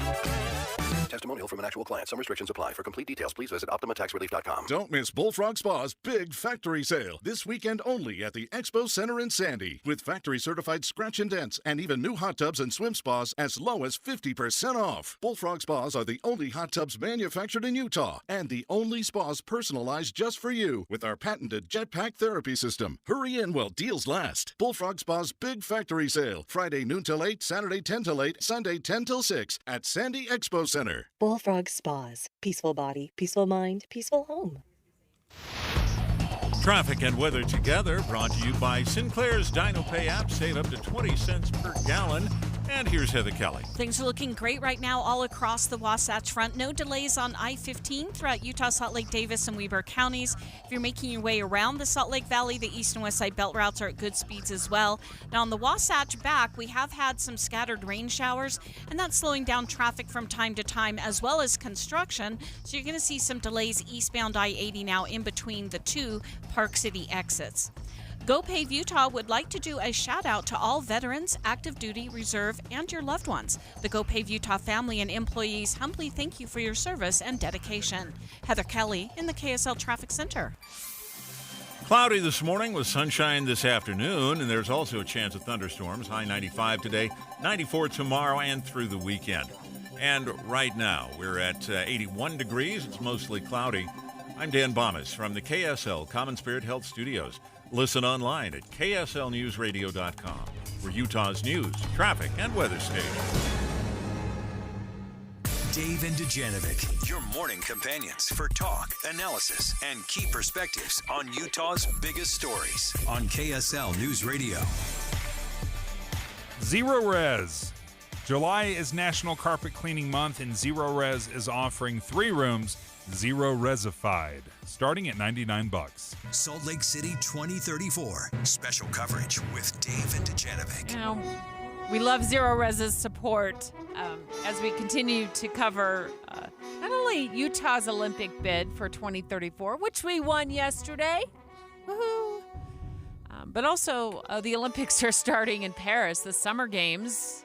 I know a lot of people, Dave, who will literally set aside 15, 17 days to make sure they're somewhere to watch their favorite event or all of the events. Don't call me during prime time. Really? Do not call me during prime time. So you're one of them. Oh, I love it. I love it. I gobble it up.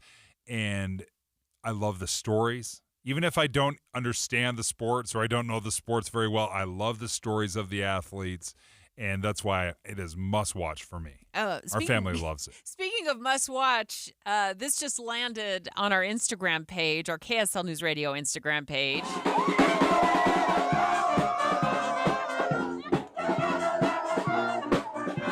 This is what it sounds like in Paris right now. It's a youth event that's going on there. Huge crowd. Lots of young people singing, dancing, playing music, and that's where we find our Kira Hoffelmeyer in Paris. Hi, Kira. Hey, guys. You playing that music just makes me smile. Sounds fun. So there are hundreds of athletes at that event, huh? And it's just before opening ceremonies, right? Tomorrow? Yep, we're a little over 24 hours away from opening ceremonies here. So today's event was with 500 young athletes, so youth athletes, to just kind of give them a celebration day before the kickoff officially starts tomorrow. Now, there's been a couple games played already. I think there was a soccer game and a basketball game. There was actually a soccer game at 1 p.m. today, Paris time. And so, you know, it kicked off, but the opening ceremonies are tomorrow. So what's happening today, the day before the Olympics officially kick off? Yeah, so I knew you were going to ask this. So approximately 5 hours ago, I took off to the entirely opposite side of Paris from where I am staying, and I decided to walk the Seine. And never have I seen in the now 6 miles that I've walked such little traffic on the Seine. Imagine like if a street in New York just had like no traffic on it, right? Just sort of unfathomable. High security presence, absolutely no boats moving on the Seine whatsoever. Secure perimeter, totally just this lifeblood of the city where you see people walking around all time, not moving, not even a little bit. And that's where opening ceremonies will be held. Am I correct? Yes. Okay. Yeah. So opening ceremonies are along the Seine, or on the Seine rather. And so the idea is that the public can go and watch along the Seine. There are grandstands set up for ticket holders out there to be able to sit and watch. I got to the part where the Louvre is, and there were famous faces of women in portraits in the Seine itself. It was really interesting. What? Yeah, I went live on my Instagram, so you can go to my I'll go Instagram look at it. page Yeah, and see it. that's awesome. But Kara. and I'll send you a photo. But it was just like, thank you, these famous painting faces, and it was really just incredible to see. And I'm really curious how it's going to play out tomorrow. Sounds fascinating. I love the idea that they've incorporated that into the opening ceremonies. Very unique. Very unique approach. They're supposed to be like very French. So we'll see what very French is defined as. So you've got the opening ceremonies that are happening tomorrow, and then that's when the athletes start taking over the games once Saturday begins. Obviously, there's a huge buzz. There's so many people that have arrived. Are the streets packed, even though you obviously can't get anywhere near the Seine? No traffic there? I would say that the places that are always packed are still packed. And some of the, quieter parts of the city are about the same level. I think everybody who's come to town knows that the descriptor I'll use is it's miserable to drive around in Paris normally. And I would imagine, just with all of the barricades that I've run into and all of the police presence, like I was saying in my Instagram live, I've honestly never seen this many police officers in my life. And just the intensity of the priority of security is really fascinating.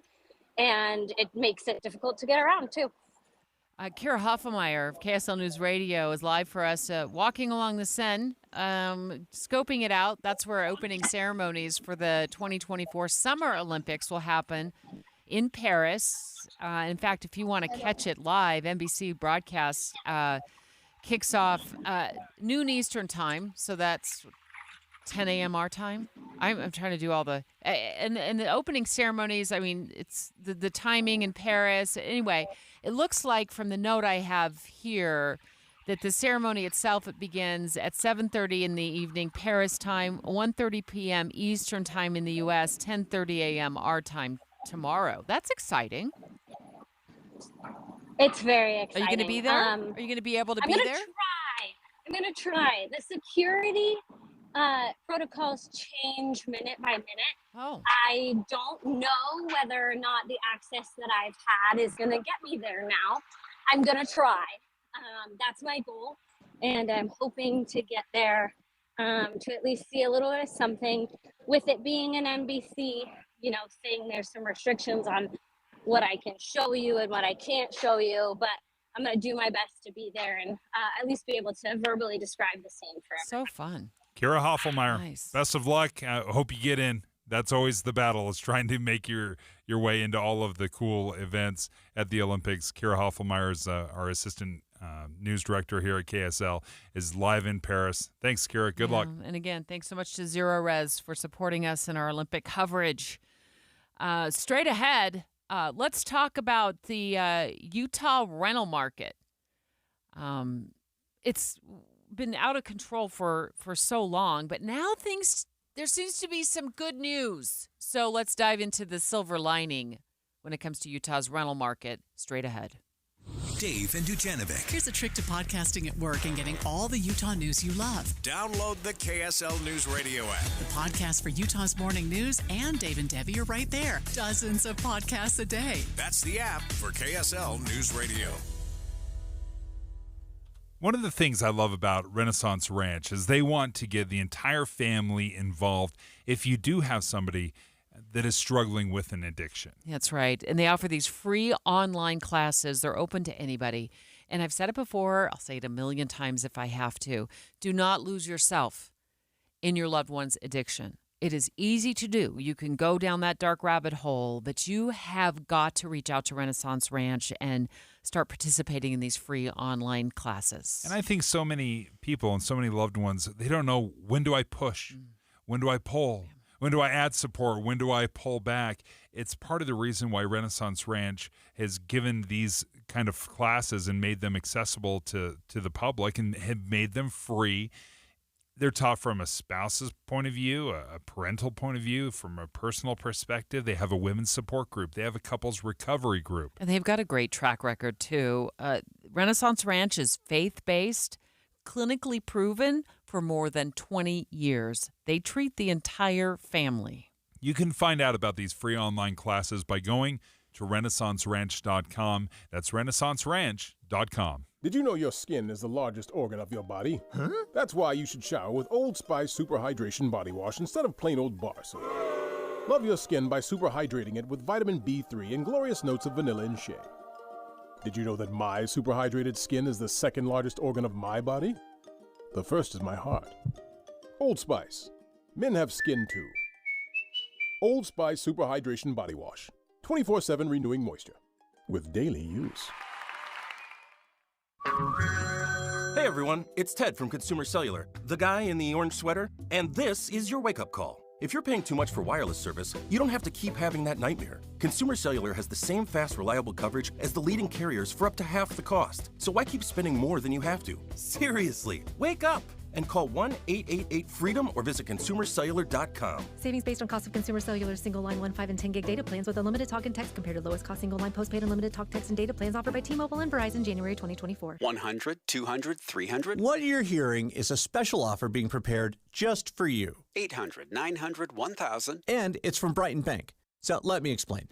For a limited time, Brighton Bank's Cash Reward Extravaganza is offering up to $2,000 in cash rewards on qualifying deposits. So make a qualifying deposit at Brighton Bank and receive a cash reward.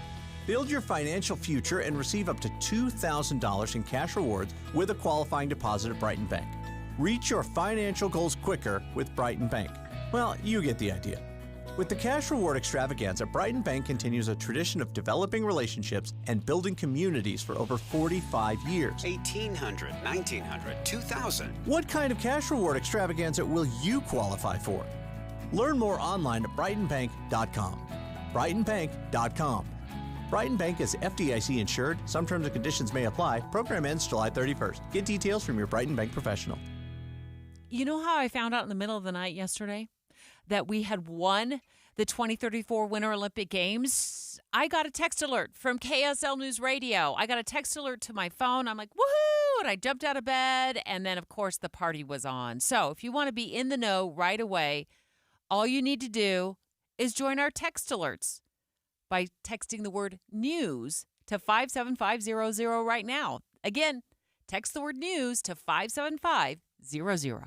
When you're getting a new roof installed, you don't want to wonder, when are they going to be done? Or even worse, what are they doing up there? You'll never have to ask when you hire IWC Roofing, because their team of certified installers will be texting you pictures from the roof. You're going to know exactly what's going on and what you're getting for your money. And on most homes, they'll do the entire job in one day. In, out, cleaned up, and they'll even power wash your driveway just to say thank you. Now, you think you'd pay a premium for this level of service, but IWC does so many roofs. They get the material for less, and they pass the savings on to you. IWC is an Owens Corning certified platinum contractor. Of course, financing is available. Even better, their summer special, up to $2,000 off your quote. But you have to make the call. $2,000 off right now. Call IWC Roofing, 801-232-5690. That's 801-232-5690. Or go to IWCRoofingUtah.com.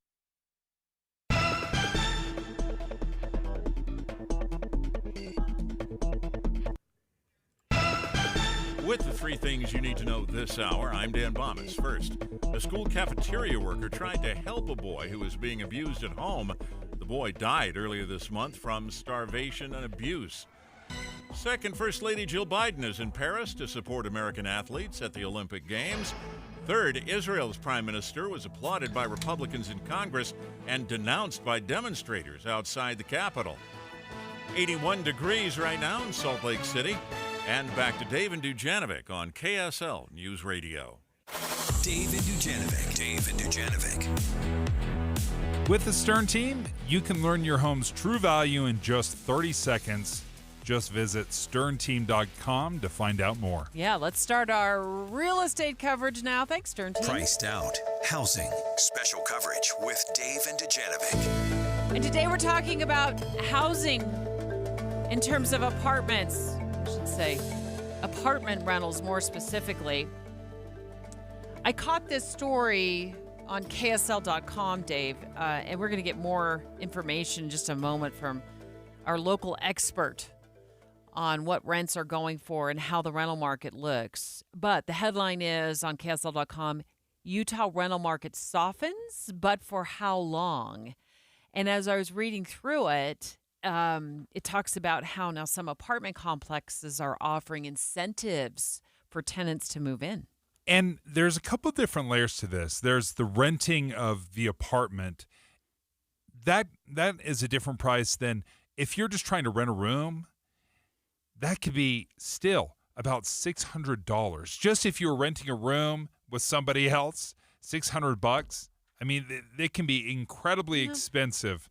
Sure. I mean, I think it's gotten really, obviously, really, really expensive.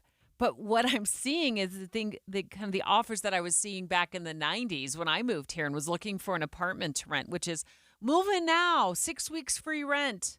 You know, move in now, 1 month free rent. Whoa. A couple They're of years, starting to soften? Yeah, that's that's exactly what the headline said too. And I'm seeing that. I'm hearing that from people who are renting apartments. As you get out in the community and you start looking around at some of these signs that are out there in front of apartment complexes, it makes you feel like maybe supply is starting to outpace demand, and this is going to go in the favor of tenants. Let's find out for sure with Dayon Eskich. He's a housing analyst with Kem C. Gardner Policy Institute, live on the line. Are you up at the University of Utah right now, or do you guys have the day off? No, we're butts and seats, as they say. I love it. All right, so what is happening with apartment rentals right now? Yeah, I mean, Debbie, you just kind of shed light onto it. I think for the first time in over a decade, we have supply outpacing demand. And really, when you look at the housing market, right, there's ownership versus renter, and we have more supply coming on the rental side, specifically on the apartments, than there are people needing apartments. And really what's been happening is we had, over the last several years, we've had a record number of apartment units starting construction. So currently, you know, we have something like 13,000 units in the pipeline up and down the Wasatch Front, and a big concentration is downtown, right? So when you're concentrating a lot of supply in finite area, you tend to see the pressure valve release. All of a sudden, there's more opportunity and more choices for people looking for apartments, and you see it, right? The landlords are posting up, get a month free here, get 2 months free there. So we're starting to see a little bit of relief finally after a decade or so. Yeah, Dan, I'm not seeing the actual monthly rental price points go down. I'm still seeing about $1,500 to $1,600 for a 1-bedroom, which is, I mean, that just feels like a lot of money. But when you factor in, you know, that your first month free or first 2 months free, then it does start to defray some of those costs. What are you seeing in terms of the prices? Yeah, we're averaging on apartments about, like you said, about $1,600 up and down the Wasatch Front. That's about, to get technical, it's about 3% lower than we saw it last year. And then when you take into account, you know, 1 or 2 months, that discount is from 8.3 to 16.5%, depending on if it's 1 month or 2 months. So there is, the hard part with the data is everything's advertised as asking rent, right?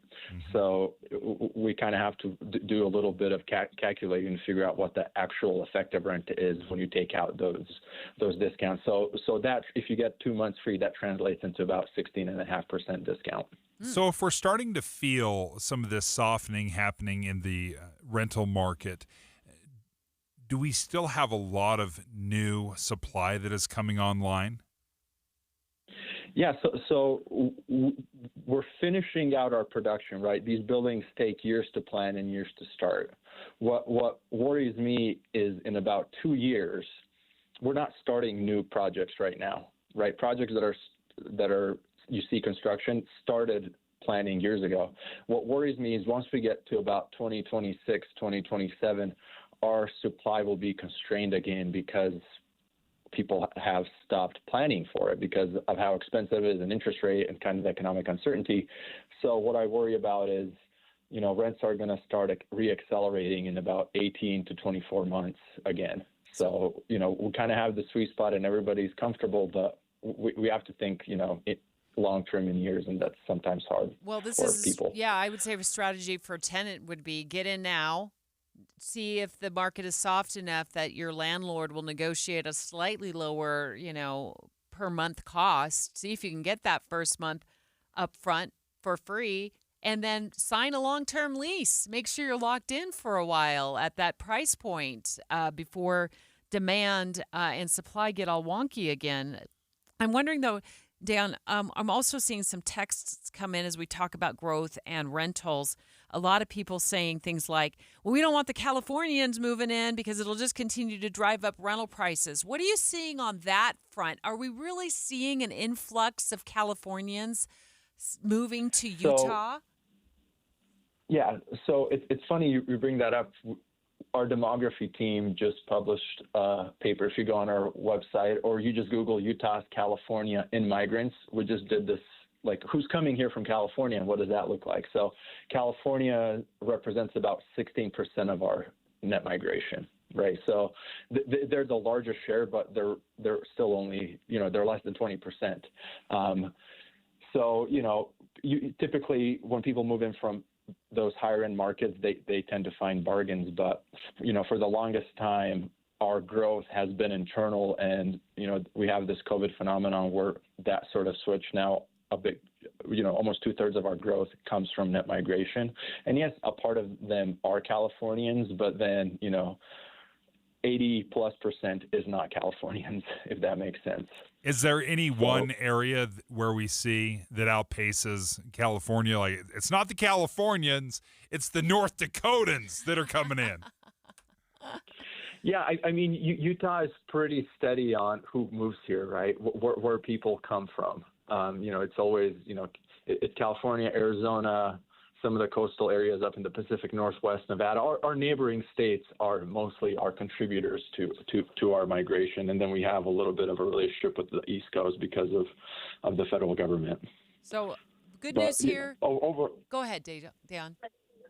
I was going to say, but overall, more people move here from California than leave to California. So we have a net of about 5,500 people when we look at state-to-state migration. We keep about 5,500 people more than people leave Utah to California. Well, thank you for joining us. Dejan Eskich is a housing analyst at the Kim C. Gardner Policy Institute. Still $1,600 a month for rent. Woo! It's a lot. It's a lot of money. But housing prices are also so high, with interest rates as high as they are. Maybe sticking with rent is the way to go right now. But sometimes when you have these little sweeteners on the first, when you move in, that can defray the cost. And if you do get a month or two free rent, then that drops it down maybe $100 or $200 a month overall. Earlier this week, Dave had some heartburn that President Biden announced that he would not be seeking re-election on Twitter. Well, let's give Dave's reaction to the fact that the president addressed the nation from the Oval Office last night. Is that better? So I've decided the best way forward is to pass the torch to a new generation. KSL FM Midvale. KSL Salt Lake City. From the KSL Common Spirit Health Studios, this is KSL News Radio. Utah's news, traffic, and weather station. It's 11 o'clock at KSL News Radio. I'm Dan Bonas. KSL's top story this hour was a close call in Roy on Pioneer Day after a plane came crashing down in a neighborhood near 4500 South and 2350 West.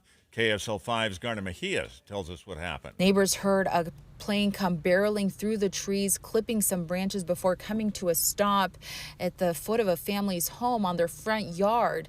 Now, they came outside to see a man, a pilot presumably, and a woman getting out of that plane in shock. The man had blood running down his forehead. And those two people were taken to the hospital. Our top national story this hour from ABC News. Israeli Prime Minister Benjamin Netanyahu's speech to Congress drew loud applause from Republicans. Many Democrats, though, boycotted the speech. Those who did attend showed little support for the embattled leader. He's facing growing protests at home, and there were protests also out in the streets of Washington, D.C., where some demonstrators took down American flags and raised Palestinian ones. Your money at this moment, the Dow Jones average up now on the day, 492 points, while the NASDAQ is up 155. And our KSL weather looks like we'll see some sunshine this afternoon after the clouds this morning. That's next. KSL News Time, 11:01. It's a priority for us at this station to bring you all sides of a story and to talk about the news fairly, completely. Get all the facts and be really aware. Utah's Morning News with us, Tim and Amanda. Weekday mornings 5 to 9 on KSL News Radio. Hi, I'm Angie Hicks, co-founder of Angie. When you use Angie for your home projects, you know all your jobs will be done well. Roof repair? Done well. Kitchen sink install? Done well. Deck upgrades? Done well. Electrical upgrade? Done well. Angie's been connecting homeowners with skilled pros for nearly 30 years, so we know the difference between done and done well. Hire high-quality, certified pros at Angie.com. Whether you own a local business or a global one, you're always looking for ways to position your operation to create opportunities and move on them faster. With Bank of America, you get access to experts, award-winning insights, and business solutions so powerful, you'll make every move matter, locally and globally. Visit bankofamerica.com/banking for business to learn more. What would you like the power to do? Copyright 2024 Bank of America N.A. You wouldn't know it, but most financial advisors are put in a box. I'm Jeff Jr. from Trajan Wealth, and I want to provide you a little insight about financial advisors. Most financial advisors have to sell what their company requires them to sell, and many advisors have to only adhere to what's called a suitability standard. A suitability standard is a limited standard of care, not requiring what's sold to be best just suitable. Advisors with this loose standard often have limited investment and product selection. Trajan Wealth is held to a fiduciary standard, which is the highest standard of care in the advisory business. And that's just one of the many reasons we have billions of dollars under our care and attract clients from other advisors. Raise your standards today and call Trajan Wealth.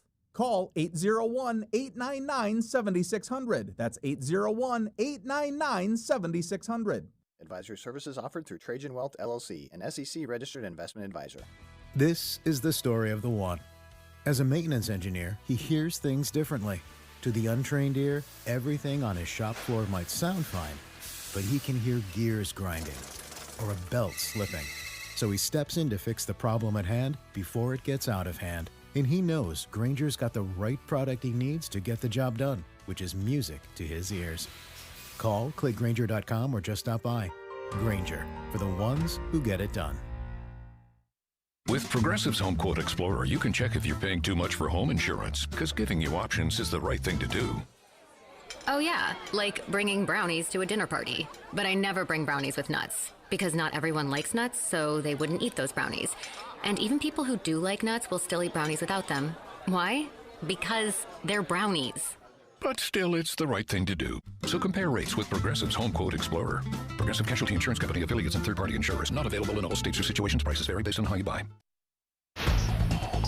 Traffic and weather together, brought to you by Sinclair's Dino Pay app. Save up to 20 cents per gallon. Here's Michelle Rowe. We're looking at good speeds, I-15 Ogden to Provo. See a little bit of slowing on 33rd South. This is between State Street and I-15. Step out of the heat into the cool mountain air and artistic beauty this Friday from 6 to 9 p.m. during the Park City Galleries Association's Stroll and Artist Meet and Greet. Visit parkcitygalleryassociation.com. I'm Michelle Rowe in the KSL Traffic Center. Cloudy this morning with sunshine this afternoon. There's also a chance of thunderstorms. High 95 today, 94 tomorrow and through the weekend. 81 degrees, mostly cloudy right now. I'm Dan Bomas from the KSL Common Spirit Health Studios. Listen online at kslnewsradio.com. We're Utah's news, traffic, and weather station. Dave and Dujanovic, your morning companions for talk, analysis, and key perspectives on Utah's biggest stories. On KSL News Radio, Dave and Dujanovic have inside sources. We're going to get Boyd's take in just a moment on President Biden's address to the nation from the Oval Office last night. It was short, it was sweet, it was to the point. He was done in under 15 minutes. I revere this office, but I love my country more. So I've decided the best way forward is to pass the torch to a new generation. She's experienced, she's tough, she's capable. She's been an incredible partner to me and a leader for our country. We couldn't wait 4 days for that. Instead of actually hearing the president from the Oval Office, we got a Twitter announcement. That has bothered me all week long. I just couldn't understand why the most important announcement in the history of presidential elections, in the history, had to be delivered via Twitter instead of in front of the Oval Office. But when I watched it, when I saw it, I thought, okay, that not bad. I mean, it was good. It was better than the Twitter announcement. How about that? I think that's a fair assessment, Dave. It was better than the Twitter announcement. And it is interesting that he did that. And I think he had to do that because things were unraveling so rapidly that had it been another couple of days for them to craft that speech, to put all of that together, to get the time from the networks, I think it just would have been too long and the damage would have been too great. The calls coming from within his own party were so loud. The pushes were becoming, real jabs to the back. And so the president had to do something. So, again, going out via X over the weekend. And I think in his address last night, I do think it's important to look at it in the context. And I think it was not a heroic moment, but a very human moment. To me, the thing that was most telling was actually the pool shot from the White House photographer showing the president behind the Resolute's desk, and then you could see his family, the photo. The photo. Okay, are you going to talk about that right there on the credenza behind him, the photos of his family? And as I was looking at that, you put him in the context of being a father who's lost a daughter, a husband who lost his first wife, a father who lost his son to brain cancer. And he did mention during his speech that he was going to continue to take his cancer moonshot because during the next 6 months, he laid out a path of things that he would be focused on. And he said, I'm going to continue down taking that cancer moonshot because I do believe we can find a cure for it. So there were those moments in his speech last night that, I felt for him. It's a huge decision to make. And he made what is likely seen as the best decision he could make for the entire nation by bowing out. Yeah, I think the bowing out was definitely the right thing. The timing of it, I think, is going to be the thing that will be debated in the history books and miniseries and movies and books yet to come. There'll be a lot of that in terms of why didn't this happen sooner? Was this a heroic move in the best interest of the country, or was he simply at a cul-de-sac where he had no options? The polling was so overwhelming, the division within his own party. I thought one of the things that kind of got under my skin a little bit was that he said that he did this not to unify the nation. He said he did this to unify his party. Yes. That was a little bit odd. Said the same thing on X as well in the announcement. He said this is going to be the best thing for my party. I felt like maybe it was a little bit of a dig at the party itself. Yeah, definitely, because he was none too happy. Remember, 5 days ago, he was calling out the elites in the party. He was calling out the party chairs and the party bosses. He was very much in a defiant mode not that long ago. And so there was just a little bit of a dig there. And again, doing that from the Oval Office, I get a little queasy about those political things happening in government buildings. I remember as a chief of staff, we had to go outside if we were going to take a phone call on our own cell phone about something that wasn't office related. If it was political related or a fundraiser, you had to go out of the building because of the Hatch Act. That you cannot use that position, that power, any of that for political purposes. So there were a few things in that speech that were a little sideways to me in terms of his endorsing the vice president. That felt very Hatch Act problematic to me. I think but again, that kind of flies over the heads of a lot of does. voters. They don't understand. If you worked in federal government, you know. Understand, though. It's important that we understand of course. And perhaps there will be something that comes of that moment down the road. But as we look at him stepping away, I guess my concern was, he's got 6 months left, traditionally considered kind of to be in that like lame duck kind of mode. It does sound like he's going to try to get things done from what he said, but can he, practically speaking? Yeah, and the reality of all of that is, remember, everyone else is in election cycle too. This isn't just a presidential election. Every member of Congress is in cycle. They are not going to be in town very much between now and the first Tuesday of November. So in terms of Congress passing legislation, moving forward an agenda, that's like a snowball's chance in Guam of anything significant happening there. So a lot of this is going to be managing. And I think there's going to be some international stuff. We saw that today in the Pentagon briefing, talking about Chinese and Russian airplanes flying together. Chinese airplanes taking off from a Russian location, flying together within about 200 miles of U.S. airspace. I think you're going to see a lot of digs and pokes and prods from different places around the world to test President Biden. I think that's going to be his biggest challenge and his most consuming time commitment over the next 6 months. I do wonder if President Biden doesn't feel empowered to do something that he feels strongly about, that maybe isn't in alignment with what the party wants to do. And is there a topic or something that you're looking at that says, you know what, because he's not running for re-election, now he can kind of stick it to the party that just stabbed him in the back? Is there something you see where he says, you know what, I'm going to do this because I want to do it? I don't think there's a lot there. There may be something he can do with executive order. He may take well, actually, I think the biggest thing he will try to do is something around the Supreme Court. And he made that clear in the speech. He said that very I'm glad you brought that unequivocally. So he is going to go at the Supreme Court, and those are things Congress will have to be involved in that. But he can make the case for that, and he can do it, as you said, Dave. He can do it without any shackles or anything that's holding him back. So I think he'll do some of those things, but we do have to remember whatever gets done by executive order between now and the end of January will be undone by whoever the next president is, whether that's Kamala Harris or former President Trump. I was wondering if he would do something different with, say, Israel, because the Democratic Party has shown a great reticence to fully support Israel and what they're doing, but President Biden himself has shown a lot of support for Israel. So I wondered if there was something along those lines. Yeah, the international stuff will be the most fascinating to me, and clearly he's been a staunch ally supporter of Israel. He has a great relationship with Benjamin Netanyahu. They'll be meeting any moment now. We're watching for that to take place. So, and President Biden has put forward some of his own proposals as it relates to peace in the Middle East, a ceasefire, hostage return, and so on. So that will be fascinating to watch him navigate that and how much he's able to do that. Again, that's heavy lifting stuff. It's not like he wants to get on board a plane and go to the Middle East like he did early on, right after October 7th. He was there. He was in. Does he still have the staying power to go back to the Middle East and try to do something in that space? I don't know. That'll be something that'll be fascinating to watch. Did he seem tired to you last night? Yeah, I did. I thought so too. He did. Boyd. There's definitely that, and there has to be. Again, let's go back to the humanity of this. There's all the politics of it, and then there's this humanity of it.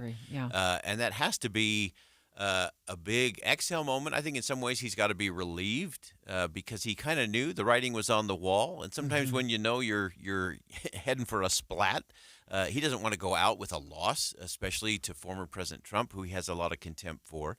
And so I think there was probably an exhale, a little liberating, but also just kind of that This is the end of the line. 50 years. That's what I was going to say. His identity is so intertwined. Imagine you're in a job. I've been in the news business for 35 years, and then somebody coming to you and saying it's done now. Yeah, not on your your terms. It's not. It's done, and it's not on your terms. And even if it is on your terms, it is hard to walk away. Yeah. And that's basically what he did by X the other day, and now last night. So 50 years of your life to one cause, if you will, or that was your whole career, and now you're done. Yeah, and it's why so many in politics and in power don't walk away, and then it usually has an ending that's suboptimal, to say the least.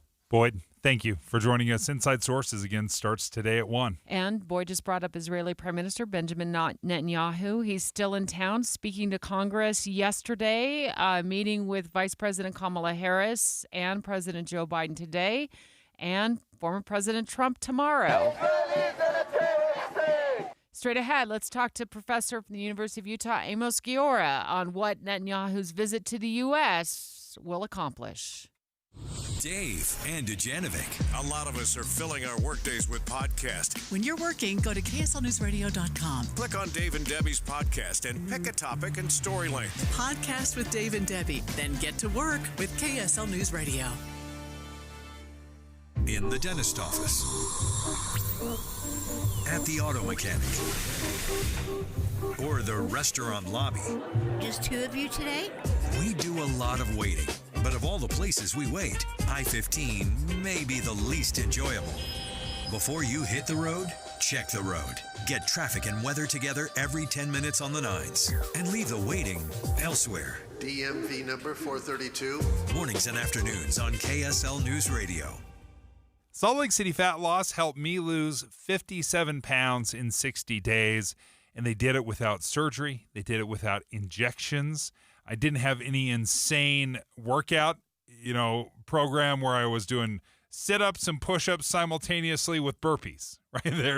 There's a way that they went about it in a safe way, and it was effective. I could not believe how much weight I was losing. It was just shedding. I was excited to get on to the scale every morning. How often can you say that, where you're excited to see what the scale tells you? Salt Lake City Fat Loss has been fantastic for me. They have the secret to lose up to a pound of fat a day. Many people will lose 20 to 30 pounds in just a month or two on the Salt Lake City Fat Loss program. Go ahead and schedule a free consultation right now by going to slcfatloss.com. If you use my name, Dave Noriega, you can get an extra $200 off the program. Just go to slcfatloss.com. Transform your old, outdated kitchen with Half Price Granite. For a limited time, Half Price Granite is offering special pricing starting at $25 per square foot installed. That's lower than most big box stores. These prices are some of the lowest around. Granite, quartz, marble, and quartzite, all starting at $25 per square foot installed. Call 801-486-1700 or visit halfpricegranite.com. Half Price Granite, affordable luxury. The Salt Lake Chamber is Utah's voice for business. Okay, that sounds great, but what does it really mean? Well, as Utah's largest and longest-standing business association, they support and champion community prosperity throughout the state. And if you're in business, well, that's a very good thing for you. Be sure to listen to the Chamber's Speaking on Business, weekdays at 7:20, 11:55, and 5:20 p.m. on KSL News Radio. Discover the best of senior living at Trio Orem and Trio South Ogden. Today's older adults aren't wrapping up their life's journey, they're seeking a new one. And Trio Independent Living is here to help them do just that. With a smart, modern, and connected lifestyle, residents cultivate relationships and maximize independence through signature programs like Prime Fit Wellness that bring living well and well-being to life. Welcome to the new age of senior living. Schedule your visit at leisurecare.com/Utah today. My wife and I always loved doing everything together. Jiu-jitsu, kayaking, and intimacy was always on point. It was around my early 30s when I noticed a downward trend. Watching a lot of TV, putting on weight, and just full of self-doubt. I had tried another men's clinic with disappointing results. It's the personalized treatment I receive at Revive Men's Health that has been the complete game changer for me. I've got my energy and motivation back. I'm feeling stronger than I did in my 20s, and it made me a much better husband to my wife. I'm Eric Ramos, healthcare provider at Revive Men's Health. If you are always feeling tired or moody, have a difficult time sleeping, or decreased libido, you may be suffering from low testosterone. Book your free T-check and exam at Revive Men's Health Salt Lake City. Call 801-263-7777.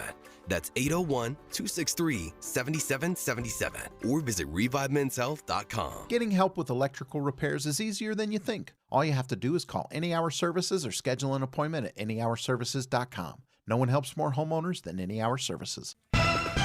With the three things you need to know this hour, I'm Dan Bomis. First, 2 people were injured when a light plane came down in a Roy neighborhood yesterday.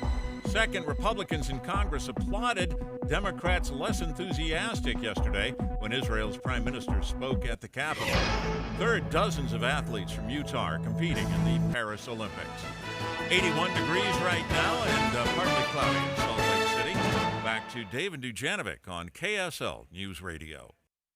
Dave and Dujanovic. Special coverage of the top national story. So Israeli Prime Minister Benjamin Netanyahu is in the United States. He's expected any moment now to meet with President Biden. Boyd just telling us as well that he will meet with VP Harris as well today, and then former President Trump tomorrow. He spoke to Congress yesterday, and the protesters emerged.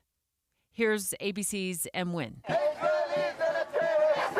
Thousands of protesters against the war in Gaza converged on Washington yesterday, condemning Netanyahu's visit, chanting "Free, Free Palestine," marching toward the Capitol before police deployed pepper spray. Demonstrators filled several blocks, carrying signs with messages including "Arrest Netanyahu." Protesters even released insects, including maggots and crickets, in the Watergate Hotel where Netanyahu is believed to be staying.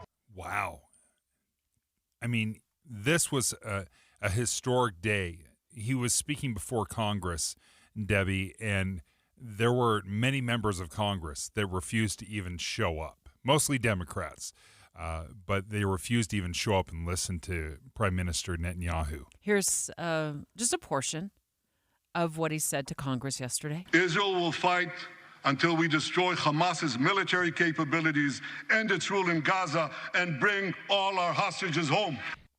Joining us right now, Amos Giora, who's a professor of law at the University of Utah, served in the Israel Defense Forces for a number of years. Professor Giora, thank you for joining us. Can you speak to the impact of Netanyahu's visit here to the U.S.? Am I wearing my Israeli hat or an American hat? That's a great question. You know what? Wear both of them, because I'll be interested to see if the difference, if there's a difference. No hair. As an Israeli, I have to be polite.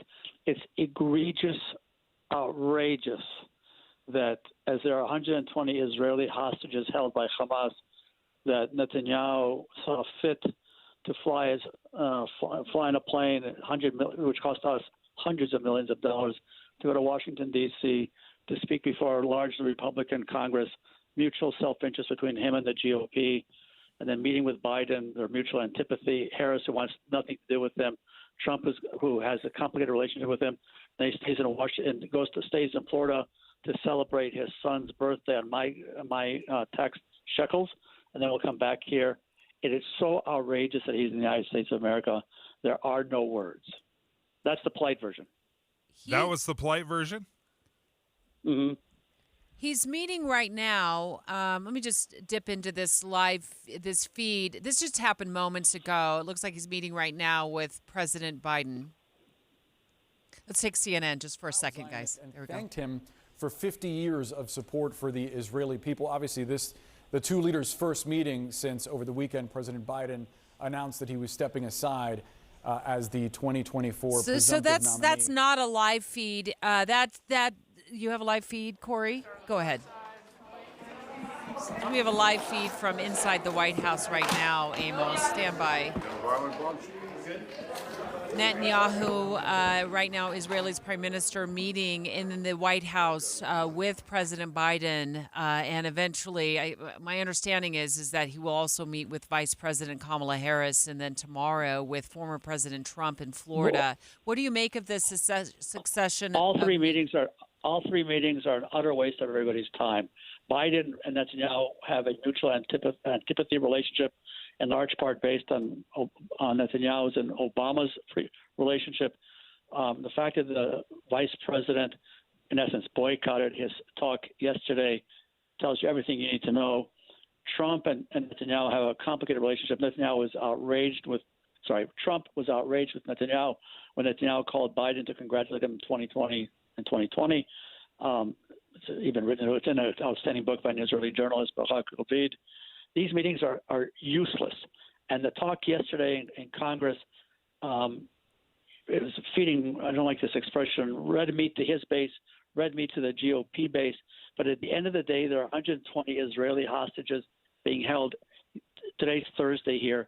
The Israeli delegation was supposed to go to continue the negotiations, I think in Qatar and Dubai, and he postponed that until next week.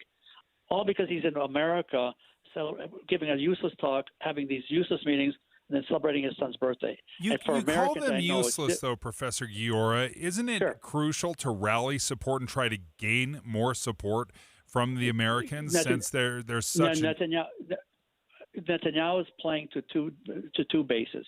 He's playing to his base here because he knows that elections are around the corner.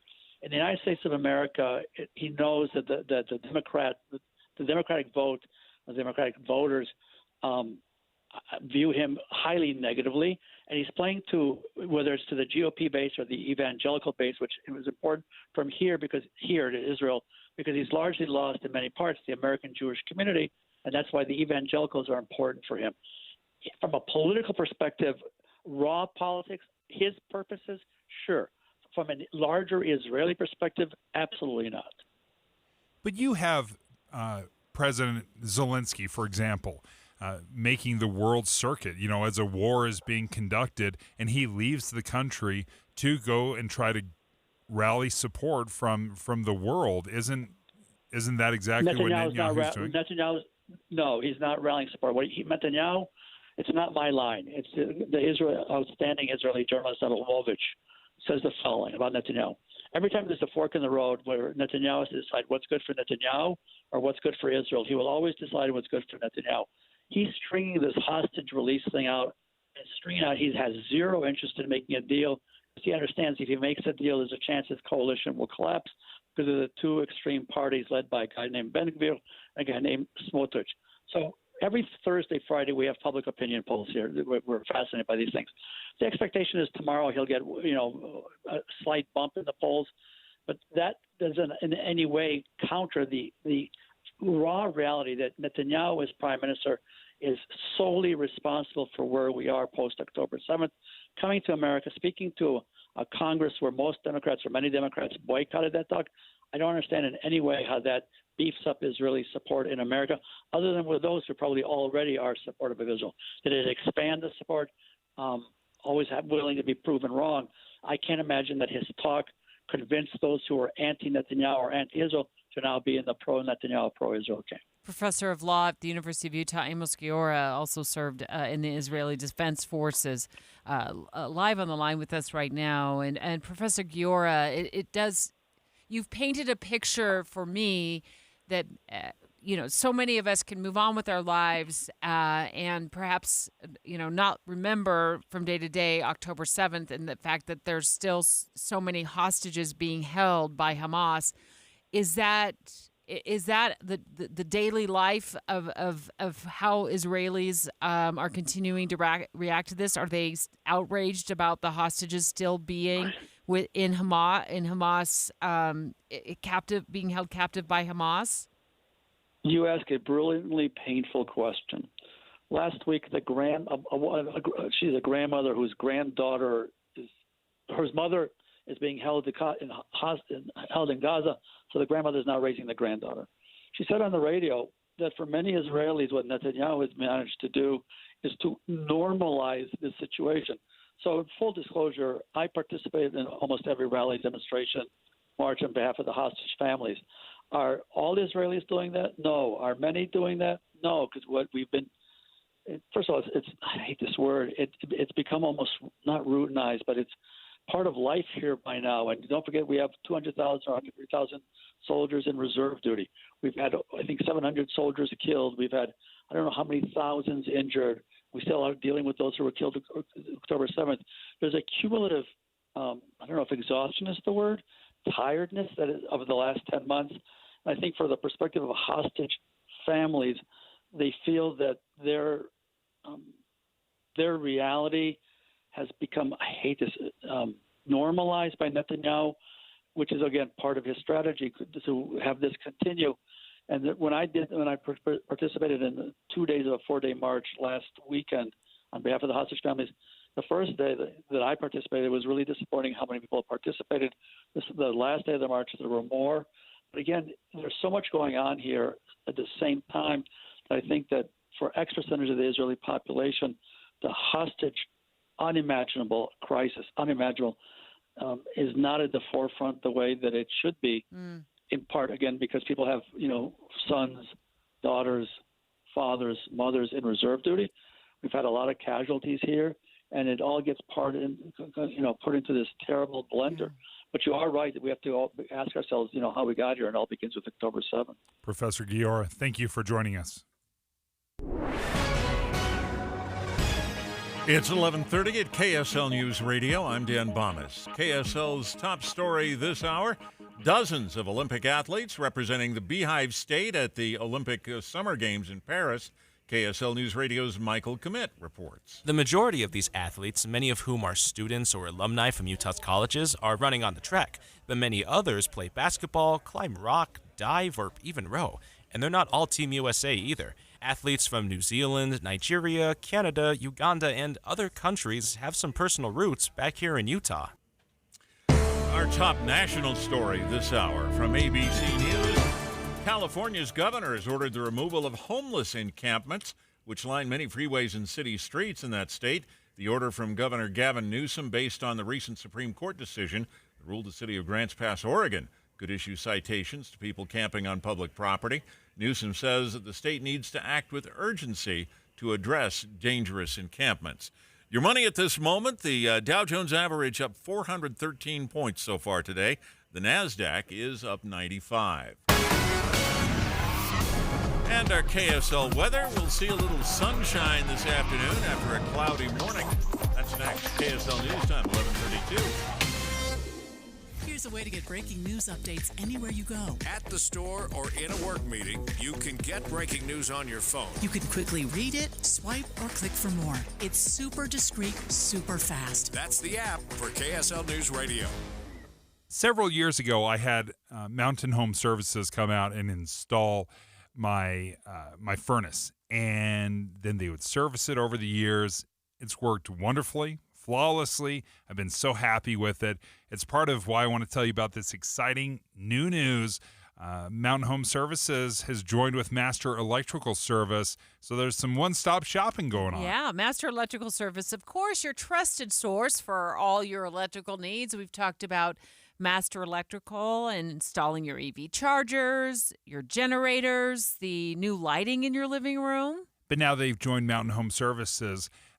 You've got your electrical needs taken care of. Now you can get your HVAC, your heating and air, and your plumbing taken care of. That's right. And it all comes with that upfront pricing guarantee that Dave and I have really appreciated from Master Electrical. The upfront pricing guarantee means there's no hidden fees. The price they quote you up front is the price you pay when the job is done. And there is 100% satisfaction guarantee available. So Mountain Home Services, go ahead and check them out online at mountainhomeutah.com. That's mountainhomeutah.com. Or the phone number, 801-543-2222. Again, 801-543-2222. Make the most of your summer plans with triple rewards from Cyprus Credit Union. This July and August, use your Cyprus Rewards Visa card to earn triple points for every $1 you spend on gas and travel. That's triple the points for hotels, flights, at the gas pump, and more. This offer lasts from now through August only, so make the most of your Cyprus Rewards Visa or apply today at cypruscu.com. Cyprus Credit Union. Your future is our future. Equal Opportunity Lender. After 20 years of music in the mountains, concertgoers from all across our state and beyond have made some amazing memories at Utah Symphony's Deer Valley Music Festival, and we're inviting you to join us again this summer. Don't miss crowd favorites, patriotic pops, Disney in concert, Tchaikovsky's 1812 Overture, and the music of John Williams. Pack your picnics, bring your family and friends, and get ready for memorable summer evenings with the Utah Symphony, July 5th through August 9th in Park City. Tickets are on sale now at DeerValleyMusicFestival.org. The Utah Symphony's Deer Valley Music Festival showcases talented vocalists performing your favorite chart-topping songs with the full power of the symphony. You'll wish your recordings at home offered the same orchestration. Don't miss the music of Whitney Houston, the trailblazing music of Joni Mitchell, Carole King, and Carly Simon, Hamilton's Leslie Odom Jr., and Cody Fry, all with the Utah Symphony. July 5th through August 9th in Park City. Tickets are on sale now at DeerValleyMusicFestival.org. Traffic and weather together brought to you by Sinclair's DinoPay app. Save up to 20 cents per gallon. And here's Michelle Rowe. Well, it's looking pretty quiet out there. No wrecks, no delays really, other than a little bit of slowing. This is northbound Mountain View Corridor approaching 3500 South in West Valley.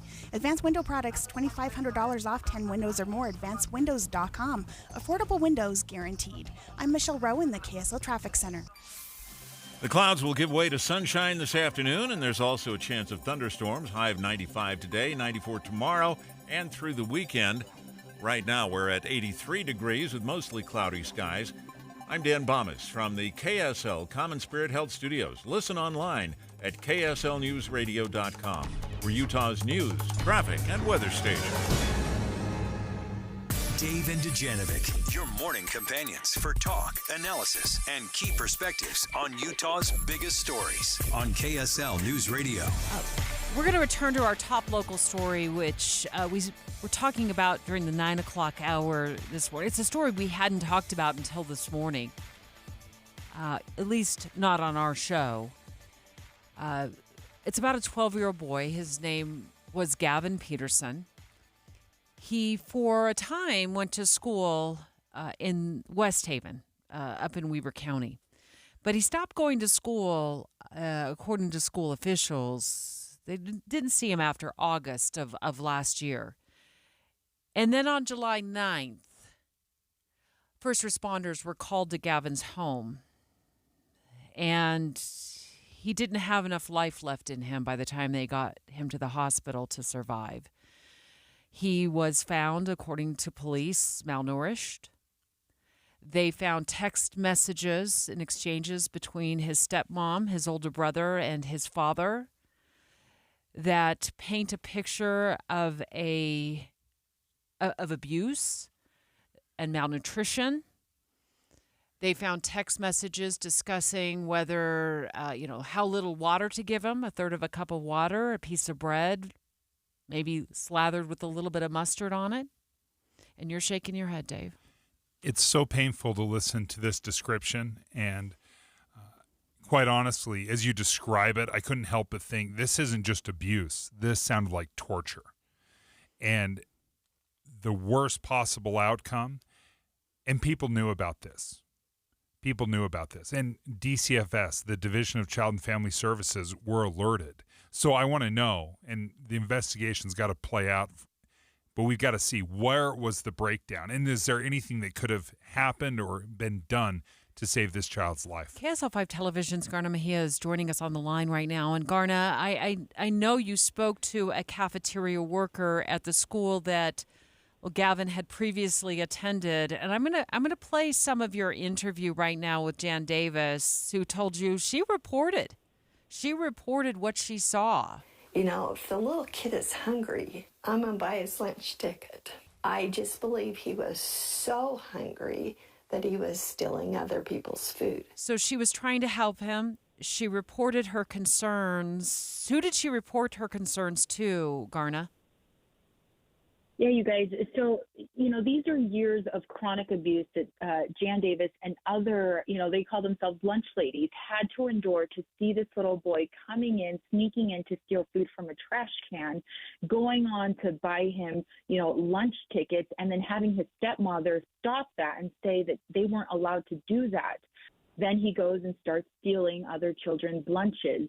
Now, they reported it to school officials. They went through what they called their line of command. They took it to the principal, who, they assumed took it to DCFS. They themselves started calling the Department of Child and Family Services, and were told that they weren't entitled to get any updates on where their complaints were going, on what was happening in the case.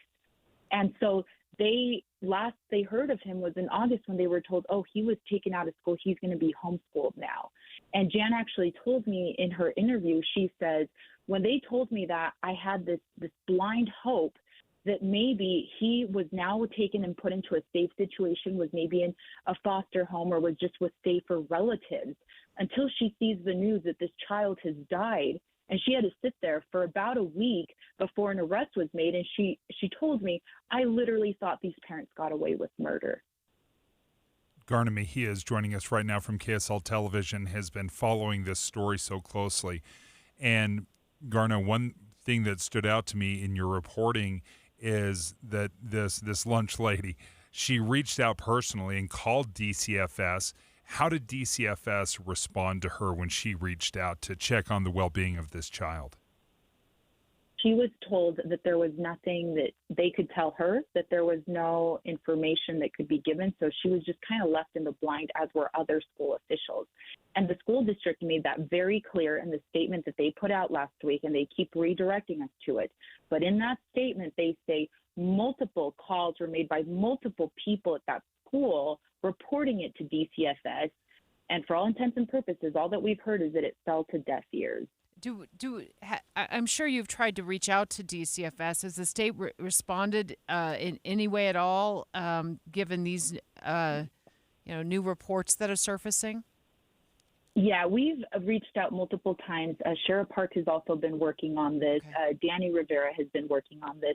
And they've really told us that there's not much they can say. I got another response early this morning, and I can pull it up right here really fast, where they tell me, again, there's not much that we can tell you.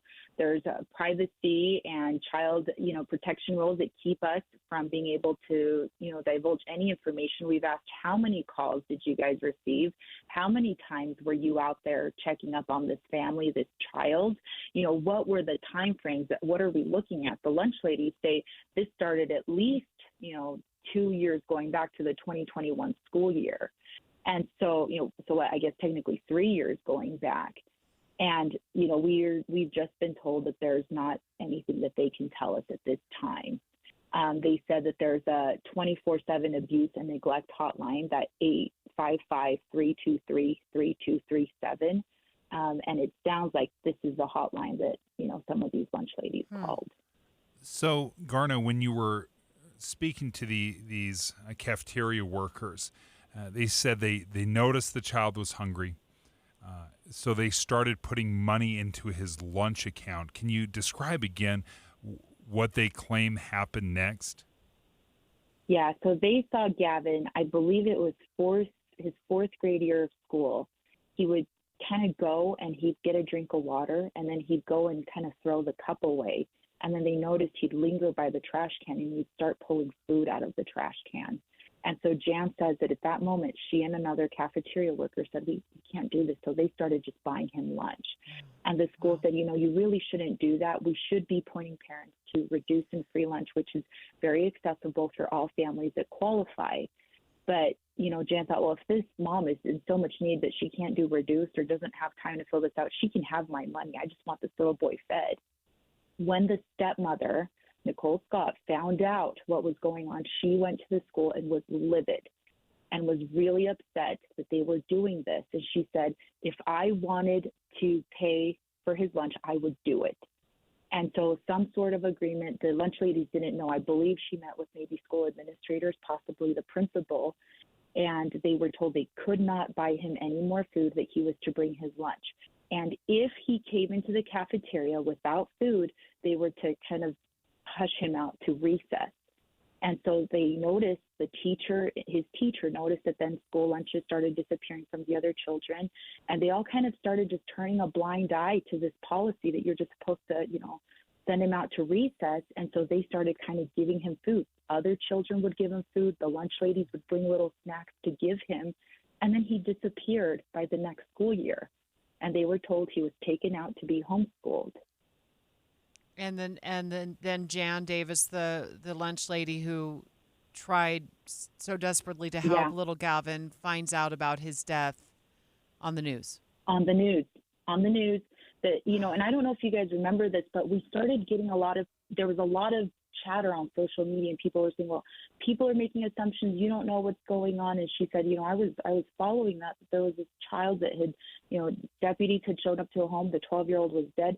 And I want to say it was at least 3-4 days that we had any updates on what happened to the child. And so she literally in her interview told me, I thought they got away with murder until we had word last week of that arrest of the stepmother, the father, and the oldest brother. Well, this police report, and we're going to let you go now, Garna. I know you're busy still tracking down more information on that story. Garna Mejia of KSL5 Television, and obviously it is a team effort there, the investigative unit on it as well as Sheriff Park, looking into new developments, trying to figure out where this story will go next and what DCFS's and the state's response will be to what Jan Davis, the cafeteria worker, is now telling Garna Mejia with KSL5 Television. And if you look at this police report, we now have, according to the police account of what they saw when they went in that home on July 9th, the day that 12-year-old Gavin passed away. And they talk about in this report I'm reading, search warrants were executed on cellular phones. They found chatter between his stepmom, the father, and his older brother that alleges that the conversations include discussions of hitting or beating him using a piñata stick. They also talk about the messages, including giving him just 1/3 of a cup of water, only giving him bread and mustard, or not feeding him food at all. Talking about cameras in his bedroom, that they could see thumbnails on the phones about, carpetless floor of the room, which lacked bedding or blankets. And that he was, there were screenshots also showing sores on this child's back. 12-year-old Gavin Peterson is dead.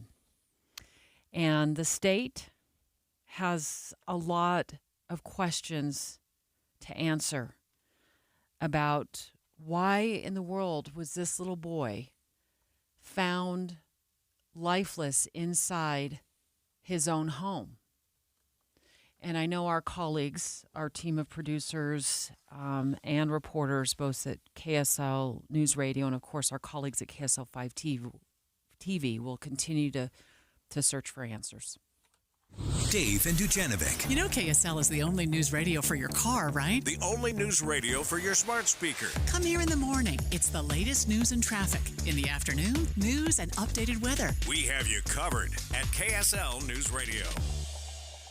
What if I told you that arthritic joint pain you thought you were going to have to deal with for the rest of your life might be taken care of with new cellular therapies? If it's been keeping you from doing the things you love, that quality time with your family, then listen closely, because you live in a time when there are lots of emerging therapies, cellular therapies, that can give you lasting relief without pain pills, without surgery, and without the downtime. QC Kinetics has arrived in Utah. Their medical professionals are now in Mill Creek, Provo, and Bountiful, and they're ready to deliver this lasting relief and really help you get your life back. They have helped tens of thousands of people around the country. So listen, if you're living with chronic pain from arthritis or injury, you need to give them a call today. They're offering free consultations. This is the future of medicine. The number is 385-766-1987.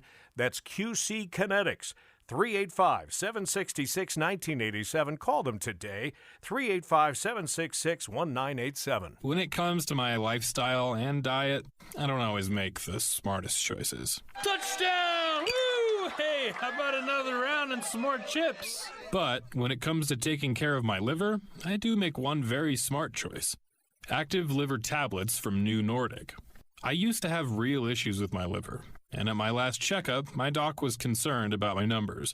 But since adding a once-a-day active liver tablet, my gut's better, I feel great, and my doctor's happy.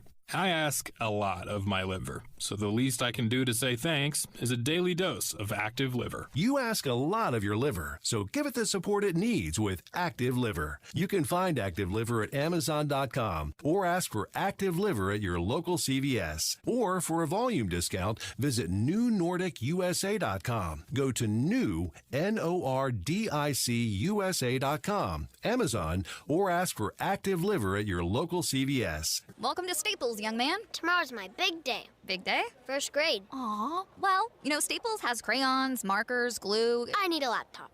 Oh, yeah, sure. With Staples Hot Deals, you can save up to $300 on select PCs for school. Wait. The finances are Mom's department. Right. I'm looking for performance, like a Core i7 processor. Boy, first grade has really changed.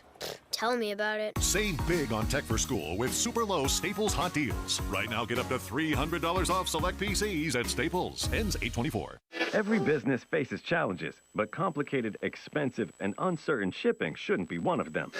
With USPS Ground Advantage from the United States Postal Service, you can avoid all the noise. No more unexpected surcharges, hidden fees, or complex rate structures. It's just easy, cost-effective, and dependable shipping. Tune your business's frequency to success and turn shipping to your advantage. Learn how at USPS.com/advantage. USPS Ground Advantage. Simple, affordable, reliable. Don't miss Bullfrog Spa's big factory sale this weekend only at the Expo Center in Sandy. With factory-certified scratch and dents and even new hot tubs and swim spas as low as 50% off. Bullfrog Spas are the only hot tubs manufactured in Utah and the only spas personalized just for you with our patented Jetpack therapy system. Hurry in while deals last. Bullfrog Spa's big factory sale. Friday noon till 8, Saturday 10 till 8, Sunday 10 till 6 at Sandy Expo Center. Bullfrog Spas. Peaceful body, peaceful mind, peaceful home. This is Derek Miller speaking on business. Who Lives is a nonprofit organization with a goal described by the acronym WHO, providing clean water, better health, and economic opportunities to all people while prioritizing sustainability and self-reliance. Founder and Executive Director John Runard joins us with more. So in 2010, I was on vacation in Africa when I saw these young girls missing school because they were forced to walk miles to fetch water for their families. I knew I had to do something, so I created the nonprofit Who Lives. For 10 months, I worked with local engineering students to create a human-powered water drill. Our village drill has now completed nearly 15,000 wells worldwide, empowering over 14 million people. Today, Who Lives is excited about our newest innovation, the Village Drill Hybrid, an electric drill that's even stronger and drills faster. But we now have way more requests for water than we have funds. So Who Lives is looking for businesses and even individuals to join with us to make a difference. So please consider making a donation or join us in Africa for an epic experience and safari. Again, we would love for you to get involved with our mission. Just visit us at wholives.org. That's wholives.org. Just last year, Who Lives was honored with the Hunger and Poverty Award at the .org Impact Award ceremony for their innovative community solutions. Learn more or donate to support their cause at their website. I'm Derek Miller with the Salt Lake Chamber, speaking on business. With the three things you need to know this hour, I'm Dan Bomas. First, 40 athletes with Utah connections are competing in the Paris Olympics.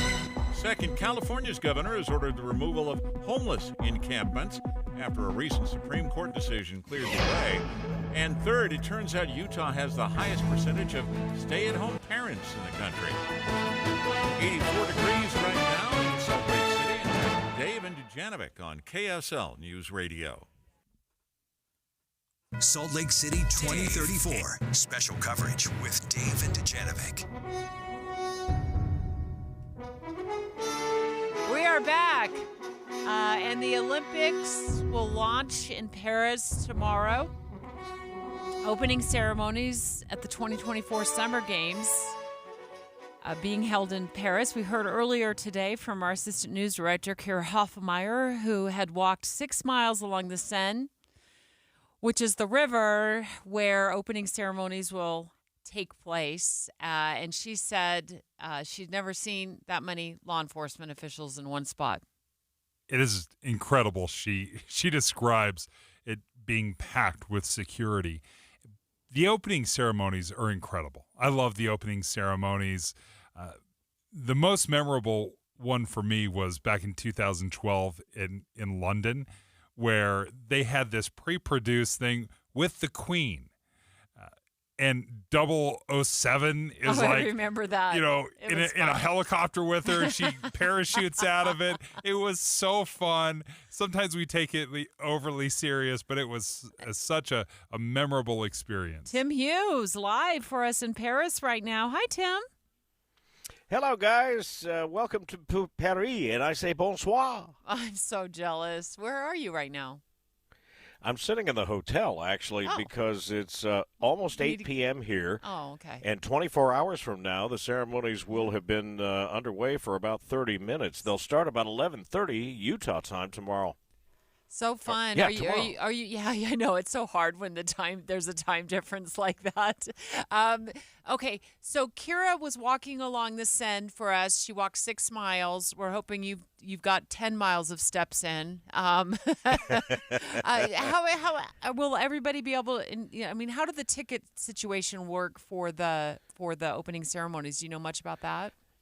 Yeah, I just wanted to set the record straight a little bit because I was listening to your conversation with Kira, and that must freak you out that people in Paris can actually listen to Dave and Dujanovic on the internet. It. Yeah. Anyway, it was initially planned, and remember, this is the first time that an opening ceremonies has happened outside of a stadium setting. So that's why they're so freaked out, quite frankly, about the security. Sure. But they had initially planned for 600,000 spectators, if you can imagine. Yes. The ceremony is now going to accommodate about half that many. Roughly 100,000 spectators have paid tickets for the lower docks areas, and I saw on Kira's social, she was showing you some of the grandstands. So that's where the paid tickets are going to sit. And another 220,000 are going to have free access by invitation to the upper deck. So I've been trying to temper Kira's excitement about maybe being able to get down there because, quite frankly, I have zero desire to try and do that, even though we're here in Paris, because I just don't think you're going to be able to get in without some kind of either the invitation or the paid ticket. And, Tim, to give our listeners some perspective, when we had the opening ceremonies back in 2002 up at Rice Eccles Stadium, that place holds about 45,000. So they were planning on something around 8 times larger. I mean, that is a massive crowd on a level we can hardly comprehend. And not just 8 times the level, but spread out over 6 miles. Mm-hmm. I mean, try and wrap your brain around that. I'll tell you the guy, though, that will have the best seat in the house for this tomorrow night. He happens to be the president of Eiffel Tower, which I didn't know even existed. He is responsible for Eiffel and all the things that go on there. His name is Jean-François Martin. He is going to be sitting on the second floor of that famous landmark, and he'll be able to look right down the Seine all the way to Notre Dame and watch the entire thing. It'll wrap up right at the base of Eiffel, and the across the street, if you've ever been to Paris, across the street is this big flat area. That's where the stage is going to be set up. And guess who's going to be performing on that stage tomorrow night? Lady Gaga. Yes. And? Did I get it right? I don't know, Tim. Is it really Lady Gaga? Celine Dion and Lady Gaga are reportedly going to be singing together. It's incredible because Celine, if you can imagine. Yeah. Celine has been struggling with her health. Yeah, and it was big news when she arrived here yesterday with lots of security. That's amazing. But she was greeting fans and taking photos with people in one of the hotels not far from where we're staying. And she looked pretty good compared to the interviews that I've seen with her lately. Yeah, that's great, Tim. Well, and where will you be? I'll be here in front of the TV watching opening ceremonies, just like I could if I was sitting in West Jordan, actually. You should go to a cafe. I mean, you should. I know. No one will be there. Here's the thing. The Hotel de Ville, which I showed to everybody on my very first day here on Sunday, where they have all of the downtown, sort of gathering place right off of the Seine River, by the way. They're going to have it on giant screens. It'd be fun to try and do that. But again, I just think there's going to be throngs of people down there trying to squeeze into that space. No question. So Tim special. Hughes, thank you so much for joining us. Has been live in Paris all week. You've been so kind to join us. And enjoy. It's around 8 p.m. in Paris. So what do I win enjoy for your guessing meal. Lady Gaga? That was a guess. What do I win? I won an Olympic pin from Paris. I can't believe you went Lady Gaga and not Celine Dion. That was a good guess. KSL FM Midvale. KSL Salt Lake City. From the KSL Common Spirit Health Studios, this is KSL News Radio. Utah's news, traffic, and weather station. Good afternoon. KSL News Time is